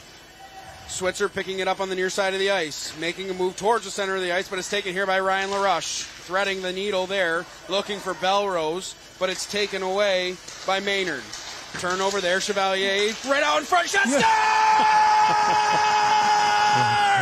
Wyatt Belrose beats with 13:55 left, third period, and MVU leads 5-1. That shot would have went wide, and is the new goalie, and he put his stick out, and it hit his stick and deflected in. But hey, with all the bad luck these guys have had this year, and for me, it was the catching the pass in midair and bringing it down to the ice, kind of like a highlight play there, as he held it with the stick, and this just great hand-eye coordination by Wyatt Belrose as he gets his 7th of the season. Yeah, he's been hot as of late. He's had a couple of from Ovechkin or Crosby's spot on one-timers in the last couple of games, and that one was just great quick hands. And as I say, he chipped it wide, but the goalie had his stick out, and it hit his stick, and it bounced in. But that makes up for all the ones that hit the goalpost. MVU breaking right back up ice now with Reynolds. He's in over the blue line. 13:34 left, third period. Connolly in the middle of the ice, getting that one over. Chevalier pinching down from the blue line. He tries to get that one back down deep, but it's taken away from him by Calvin Andre. Puck still in the offensive zone for MVU with 13:21 left, third period. Reynolds around the outside of the cage, looking out in front. Good defensive effort by Lane Belargin. Puck out in front. Skated out here by Biggie. Biggie still has the puck on his stick. Cross-ice pass, looking for Andre, trying to cut towards the center of the ice. He's taken out of the play by Caden Chevalier, and he knocked him down in the ice with 13 minutes left, third period. Dennett, cross-ice pass, looking for Gagne. Gagne tipped that one down deep, icing waved off. Switzer around the outside of his own net, trying to skate out to neutral ice. Had that one just go out of his reach, and it's picked up by Finn Huntington with 12:42 left, third period. Puck inside the offensive zone now for the Hilltoppers. MVU trying to break out. Quick outlet pass, Bruzy with another pass up ice to Young, cutting towards the center of the ice. Shot good, saved by as Gover had his second bid at goal in the third period. 12:30 left in this one. Face-off will remain inside Hilltopper territory. Did a good job of coming across. He's down, but again, this guy's a big goalie too. And Gover would have had to really elevate it to get over his shoulder. MVU not able to hold the zone is coming out to center ice of the Hilltoppers. Peterson has it on his stick, looking out in front as Windrow was cutting towards the center of the ice. Windrow now chasing after this one. Puck on the near side as Gover sticks that one towards the center of the ice. Windrow picks up the puck in the center of the ice, tried to snap a shot on goal, but is taken away here by Gover. 12:05 left, third period. MVU trying to break out of their own zone as they're hemmed down deep. Bruzy with a backhanded pass at the blue line. It's turned over there. St. Johnsbury trying to start a little bit of offense here, going towards MVU's end. 11:52 left, third period. Switzer through center ice. Has the puck taken away by Ryan LaRoche. LaRoche takes a little hook there. Arms are going to stay down as Belrose now skates out of his own end. He's out to neutral ice and then over the blue line on the near side of the ice. Tries to put the brakes on, but Finn Huntington takes the puck away from him. Huntington now with the puck still on his stick, trying to get out of his own zone. Good job by Belrose holding it in there. Messier towards the front of the net. Bissett takes a shot. That's blocked down. Skating up ice now is Josh Peterson. Peterson on the near side of the ice, leaving it for Huntington. Huntington takes a shot. Good job. Coming across was Nick Bissett as he blocked that one down. 11:14 left, third period. MVU back up ice now with Wyatt Belrose around the outside. Takes a backhanded shot. Oz going to hold on to that one. No rebound given up. 11:07 left, third period. MVU still leads 5-1. Another mental mistake down here. I know I don't want to pick on people, but Chevalier left his check, and the puck went back to him. He missed it. But stay with your check in your defensive zone, boys. Connolly down below the red line, looking out in front. Good defensive effort. Cutting out that pass by Rutledge. Rutledge losing it at the near faceoff dot. Taken here by Connolly. Connolly battling hard down inside the far corner with 10:50 left, third period. Puck at the point now. Chevalier snaps a shot on goal. That one just went wide into the near corner. Gagne has the puck there, cutting towards the center of the ice, leaving it there for Connolly. Connolly down below the red line, looking back out in front, head up all the way. Connolly back up to the point. Bissett takes a shot. That one was a pass over to Gagne. Gagne had it in his feet. Rutledge trying to get that one towards the blue line, but it's held in by MVU. Reynolds trying to thread the needle down to Connolly. This second line of Madden Connolly, Bo Reynolds, and Maddox Gagne buzzing into the offensive zone with 10:17 left, third period. Hilltoppers able to clear the zone. That should have been tipped, and it is. Icing waved off. Fournier has to come and play this one. 10:08 left, third period. MVU pinned down deep inside their own zone. Rutledge will be the first one there on the far side of the ice. He takes a check from Sullivan King. Skating up ice now is Bo Reynolds in over the blue line on the far side of the ice. Backhanded pass. Looking over for Caleb Newhall, who takes a shot. That one went just wide. 9:53 left, third period. Puck on the far side of the ice held in by Carter White. He'll get that one back down deep. Pinching down low. Newhall trying to bang that one home short side. Another opportunity by Sullivan King. That one just went wide. Puck in the near corner. Dennett pinching down from the blue line. Has the puck on his forehand. He'll get that one back down deep. King looking out in front. White takes a shot. That one was lined up. Nothing but net in front of him, and he pushed it just wide. Dennett with a shot. Hit his own man in front. Got to be careful here as here comes Rutledge. Rutledge with a good play by Carter White. Coming back at neutral ice and cutting out the play at center ice. 9:17 left, third period. MVU back into the offensive zone. King with a pass out in front. Puck still loose inside the high slot. Here comes Huntington. Huntington takes a hook there. Newhall's going to go to the box. 2 minutes for a hook. Huntington looking out in front, takes a shot, gloved and held on by Fournier. But MVU is going to go to the box. They're going to go 2 minutes for hooking. It's going to be Caleb Newhall who's guilty of that one. Yep. Just what they didn't need. But Carter White made a great play back here. His defensive partner had fell down or got trapped or somehow. But he made a beeline for the center of the ice and broke up the play. Again, don't get on the stats, but that could have saved the goal. And that, when you know as well as I do, that is an angle play. If you take the wrong angle to that play, you're going to get beat. Yep. So it was calculated where he took that play. The Hilltoppers 0 for 3 on the power, 0 for 2 on the power play so far. 8:50 left, third period. 15 seconds old in this power play for the Hilltoppers. Huntington through center ice. He's on the near side of the ice and over the blue line. Huntington battling there with Nick Bissett. It's taken away by Peterson. He can't hold the zone, so Bruzy comes out with the puck. This is Belrose. Belrose into the offensive zone. Takes a shot. That one just went high of target. Up and out of play. We'll get a stoppage of play with 8:28 left, third period. And 1 minute and 26 seconds left on the power play for the Hilltoppers. When the goalie's on his knees, that's where you shoot. And that one missed, but that's where you got to shoot. If you shoot low on that, it'll never go in. Face-off won by the Hilltoppers. Switzer has it inside his own defensive end. He'll pass that one over, goes underneath the stick of Brigham. Pinching in is Connolly. Connolly trying to waste just a little bit more time on this penalty kill. 8:13 left, third period. 1 minute and 10 seconds left on the Newhall Minor. Brigham with a pass from his knees, gets it up to Lucas Switzer. Switzer has a goal in this one. Far side of the ice, Switzer trying to set up the offense for the Hilltoppers. Under 8 minutes left, third period. Huntington pinching towards the center of the ice. Chevalier cut him out nicely. Puck on the side of the goal. Pinch back towards the blue line. Held in by Newland. His shot gets blocked. Connolly chasing in after that one after he just made a block shot. 7:42 left, third period. MVU relieving the pressure, getting that one back down deep. A half a minute left on the power play for the Hilltoppers. Switzer with a head full of steam out of his own end. In over the blue line. Switzer surveying the territory in front of him. Gets over the blue line on the near side. Switzer looking out in front. 7:24 left. Third period.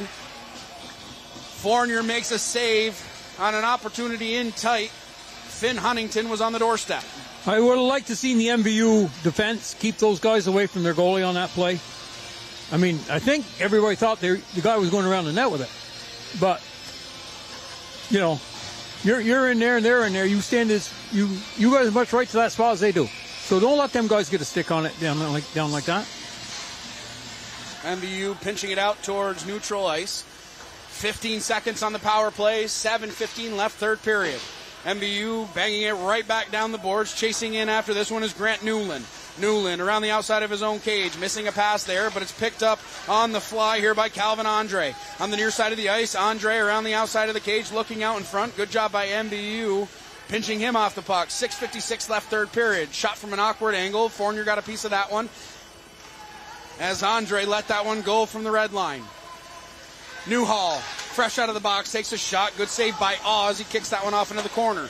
Gover gets that one back down deep. Messier with a nice little give-and-go pass, looking for Newhall, cutting towards the center of the ice, but it's skated out here by Carson Biggie, who gets that one down deep with 6.5 minutes left, third period. Puck on the far side of the ice. Pinching down and getting that one was Calvin Andre. Puck down below the red line. Andre will be the first one there, working on Bruzy. Carter White down below the red line, now skating out of his own end, making a move at his own blue line. Still has the puck on his stick. It's picked up here by Bruzy, who shoves it off.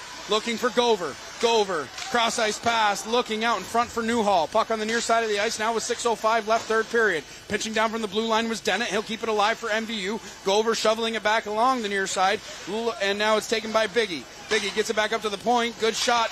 Rebound given up momentarily, but Caleb Newhall had an opportunity. Holds on. 5:55 left, third period. You play to the whistle. That's what Newhall did.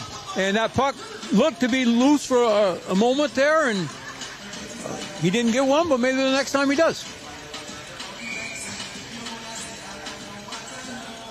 Face-off will be to the right of Awe. MVU leading 5-1. Late stages of this third period.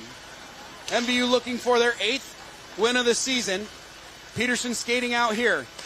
Centering pass, looking for Woodrow. He gets that one down into the corner. Working hard on Dennett. Knocks him down to the ice. 5:39 left, third period. Puck on the far side of the ice. Bruzy with a cross-ice pass. That's turned over to Evan Woodrow. Out at center ice. Woodrow takes a shot that hit a leg in front and goes harmlessly off below the red line. 5.5 minutes left, third period. Huntington with the puck on his stick. Looking out in front. Had Peterson parked in the high slot. Huntington had that one poked away from him, so MVU gets it back down inside the defensive end with 5:15 left, third period. Collecting this one is Belargin. He gets that one back towards the blue line, but it's held in nicely by Colby Young with 5:05 left, third period. Another almost opportunity there as Belrose had that one. That's Windrow takes a shot on goal. Good save by Fournier. Long lead pass going to miss everybody and go the length of the ice. Icing will be the call with 4:53 left, third period.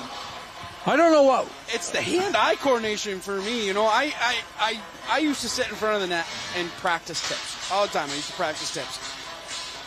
I couldn't hit him. I don't have. You can ask anybody that played baseball with me. I couldn't hit a baseball. I couldn't tip a hockey puck. It's just that's not where my strength was. It's a skill. And on that couple minutes ago, there was a guy who went down and jumped on Dennett like he was going to try to jump over. And I'm thinking, what is that man thinking? When you leave your feet, you're pretty vulnerable. Pass out to center ice. MVU picking up the puck at neutral ice. Messier has it on his stick at neutral ice, cutting back into the offensive zone. Messier taking a couple of stick checks there. Messier trying to cut back towards the center of the ice. Bassett keeping it alive for MVU, gets it over to the far side of the ice.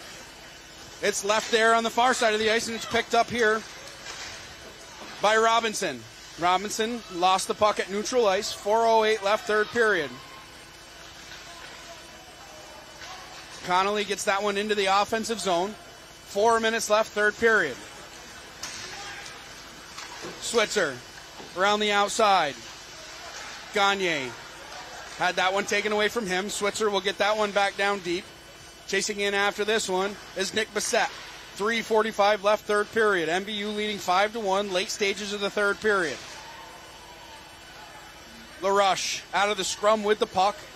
Carries the puck over to the near side of the ice. Gets it back over to the far side of the ice. Coming back to get this one is Belrose. 3:30 left, third period.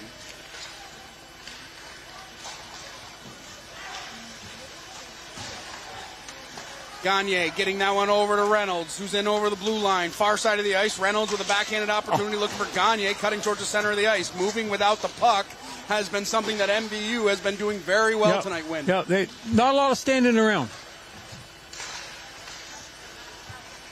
Huntington at neutral ice trying to make a move around one, but Gagne says no way and gives it over to Reynolds. Reynolds makes a nice move there, takes a shot. That one was labeled for the crossbar and just went high. Pinching down from the point was Dennett. He let that one go. Reynolds looking cross ice pass from Maddox.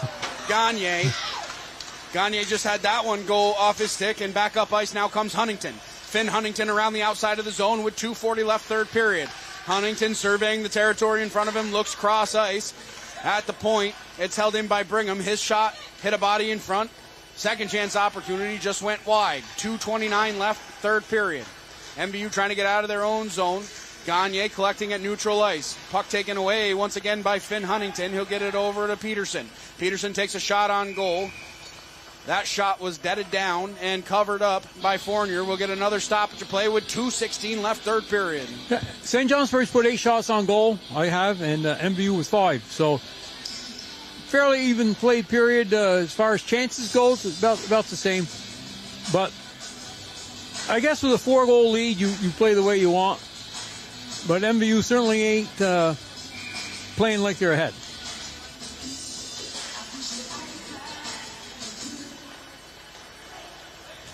Gover with a head full of steam around the outside of the zone. Gover has the puck on his stick right out in front. Colby Young was on the doorstep and he just pushed that one wide. Boy, they've had 4 or 5 plays like that tonight. A couple of them have worked and that one didn't, but everything was there. Huntington put the brakes on, had the puck taken away from him by Thomas Gover.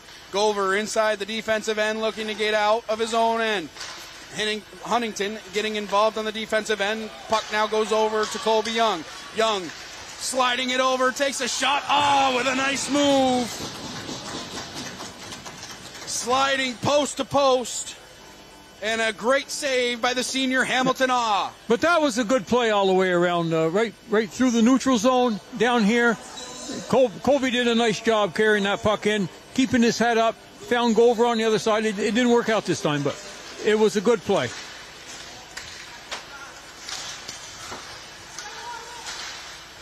Puck along the far side.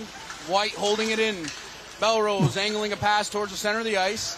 Messier has it there. Under 90 seconds left, third period. Messier looking out in front. Messier pinching that one up in the air. Looking for somebody out in front. Bodies colliding at neutral ice, as getting the worst of that exchange was Carson Biggie. 1 minute and 10 seconds left, third period.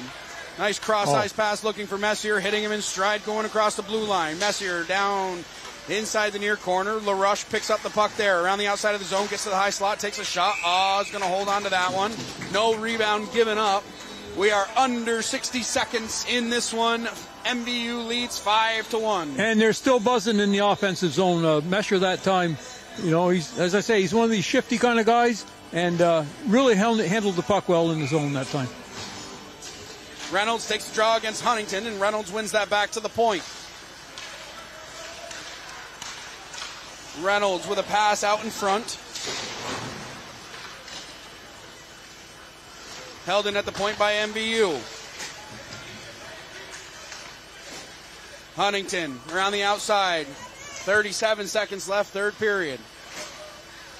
MVU trying to get out of their own zone. 2-on-2 developing here.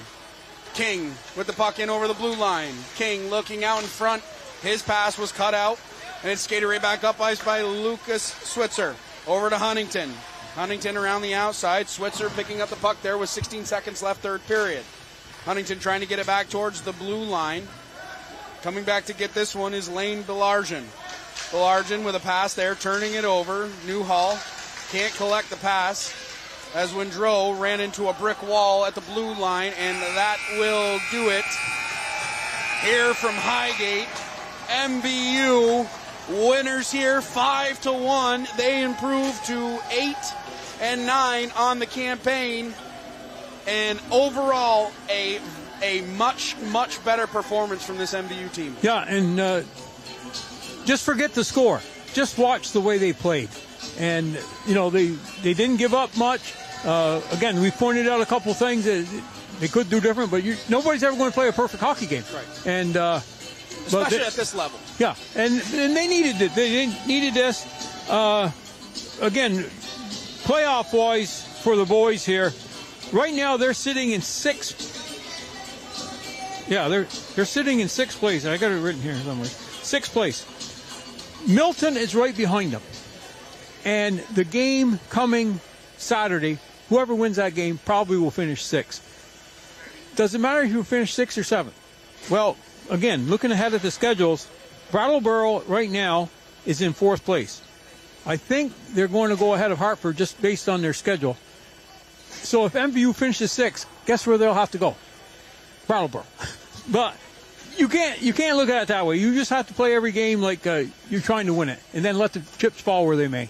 But well, at this point, you know, the destiny isn't quite in your own hands, right? You know, if you know, the games that you should have won earlier in the season are the ones that put you into that position where you control your own destiny. Exactly. You know, right now they're not the gatekeepers of their own destiny. No, right now, no. They are in a position where they have to play great hockey down the stretch, but really they just have to get ready for playoffs. No, again, no matter who they play, if they finish sixth, they'll have a play-on game against Woodstock, and that might get them ready for it.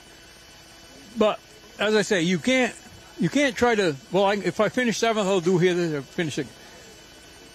Milton's coming up Saturday night. That's a big game for them. They had a great game here the other night against them.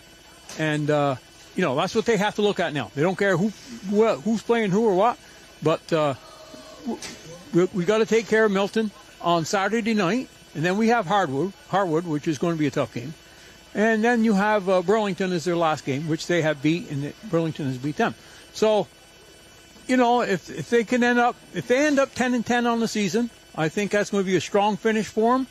And, you know, going into the playoffs, it ain't what you did in December. It's what you're doing now. Right. So this game here, I thought they played a pretty solid game all over the ice. They had plenty of shots. I had them, 18 and 7. That's 25 shots, which is not too bad. St. Johnsbury had 11. They had 20. So you outshot the teams. You outchanced them. Yeah, and, sure. Boy, they had a lot of goal mouth passes. If I had to say what worked good for them tonight was their passing. Yeah. You know, they really, their passes were on. They weren't hesitating. The passes were on sticks instead of behind them or in their feet or somewhere else. Well, and I mentioned it earlier, the moving without the puck for me was big. Yeah. That is something that, especially in that North Country game, there was a lot of standing around. Yeah. And tonight, their feet were moving. Everybody was moving. Everybody was moving, defensively and offensively. Everybody's skates were moving. They never stopped moving the entire night, and that's what you have to do at this level to win hockey games. Is Yeah. You cannot stand still. You have to create open ice and look for that open ice. You're an easy guy to cover if you're standing still. Correct. And but they went to the net exceptionally well. A couple times I thought they went to the net too well because they got it so clogged up in there. You like to see one guy off to the side or up in the slot a little bit, but of course, I mean, that's nitpicking. That's nitpicking. It is, but they have to get back to those basics, and I think they did that tonight. Yep, yeah, and they were aggressive, and they did a lot of things. They did a lot of things right tonight.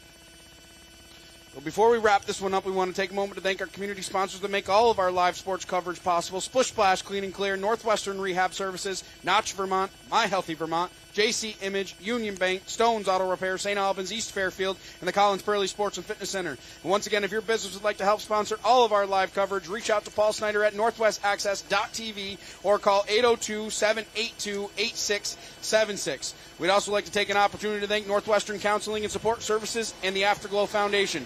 These two organizations have been working to prevent suicide deaths in our community. If you are concerned about yourself or a loved one, there are people in our community that can help. Reach out to NCSS 24 hours a day, 7 days a week on its confidential emergency services line at 802-524-6554. Then press 1, or you can always call or text 988. One call, one text, or one chat could save a life. As always, we want to thank Brian DeWicki on camera.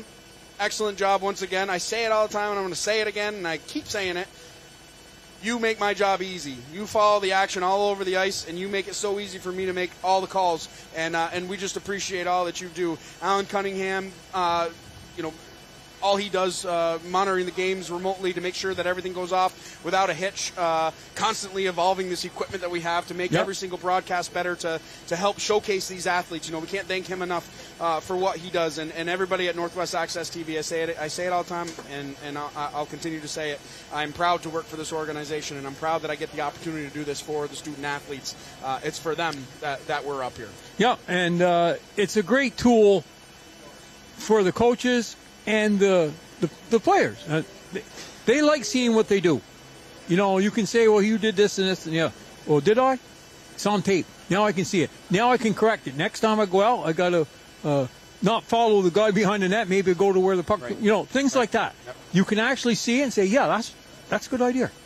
So, no, Northwest Access TV is a huge plus for the people of Franklin County. And all they do for the community, too. It's amazing. Yeah. So for Win Parity, I'm Morgan Stanton. All of us here at Northwest Access TV will be back Saturday night for another doubleheader of MVU Thunderbird hockey. We'll see you then.